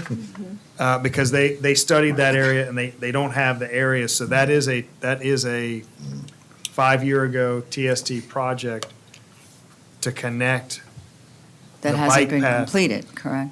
Well, it puts you up on the sidewalk. The gap's on the other side of the road. Right. Yeah. The hair state. Are you talking about coming down the bridge? I don't into see Alpha? anything either way, honestly. Yeah, so coming that- down, you've got a path. Yeah, when you're coming And you down. can go They to the route you park. from the bike path onto a sidewalk that then cuts through what we call Memory Park. Okay, And that was a TST project probably 5 years ago. okay, so And connects getting, to this bike then path. on the other side, The other side doesn't have anything. Other just side has does not nothing. Yeah. I don't know. To the ASO lane. I'm saying if we don't ask, we don't get. But we I just don't need know. to ask for it in the right category and bucket, to your Right. point. Right. And I would just say that Redesign the connector. the bigger fund that they're wanting to come talk to us, and it is a public relations firm that's preparing for the November, that is the meeting that will happen, and Correct. the things that our neighboring communities you're reading about in the paper is this kind of wish list that would go into publicity that they're hoping will result in a positive outcome in the referendum, but that's not an actual work list. That's kind of what would you do if the referendum gets passed next November? What are the type projects that you would do? So that's the conversation that will happen next month of Yeah. kind of bigger projects, but in kind of practical application, it's each year a couple $100,000 project. is kind of what we have seen in the TST. Well, that frees up money, that's Yeah. good, Yeah. that's And that's something. what we've received the last few Yeah, years. and it's been yeah. consistent, but it's always a smaller project. It was, one to the connecting to the rec center, one this base of the connector. And I don't know if you mentioned the other one that's in the works with the J.C. Long, down J.C. Long. Yeah. So they have actually two in the pipeline that they're working on, but those are pretty small allocations of money. I would also say that we have in progress a Council of Governments project, this mobility study. Right. Our hope was that study would give us kind of bite-sized pieces of projects that we could use to make this wish list each year. So it's not quite as kind of random as it has been in years prior.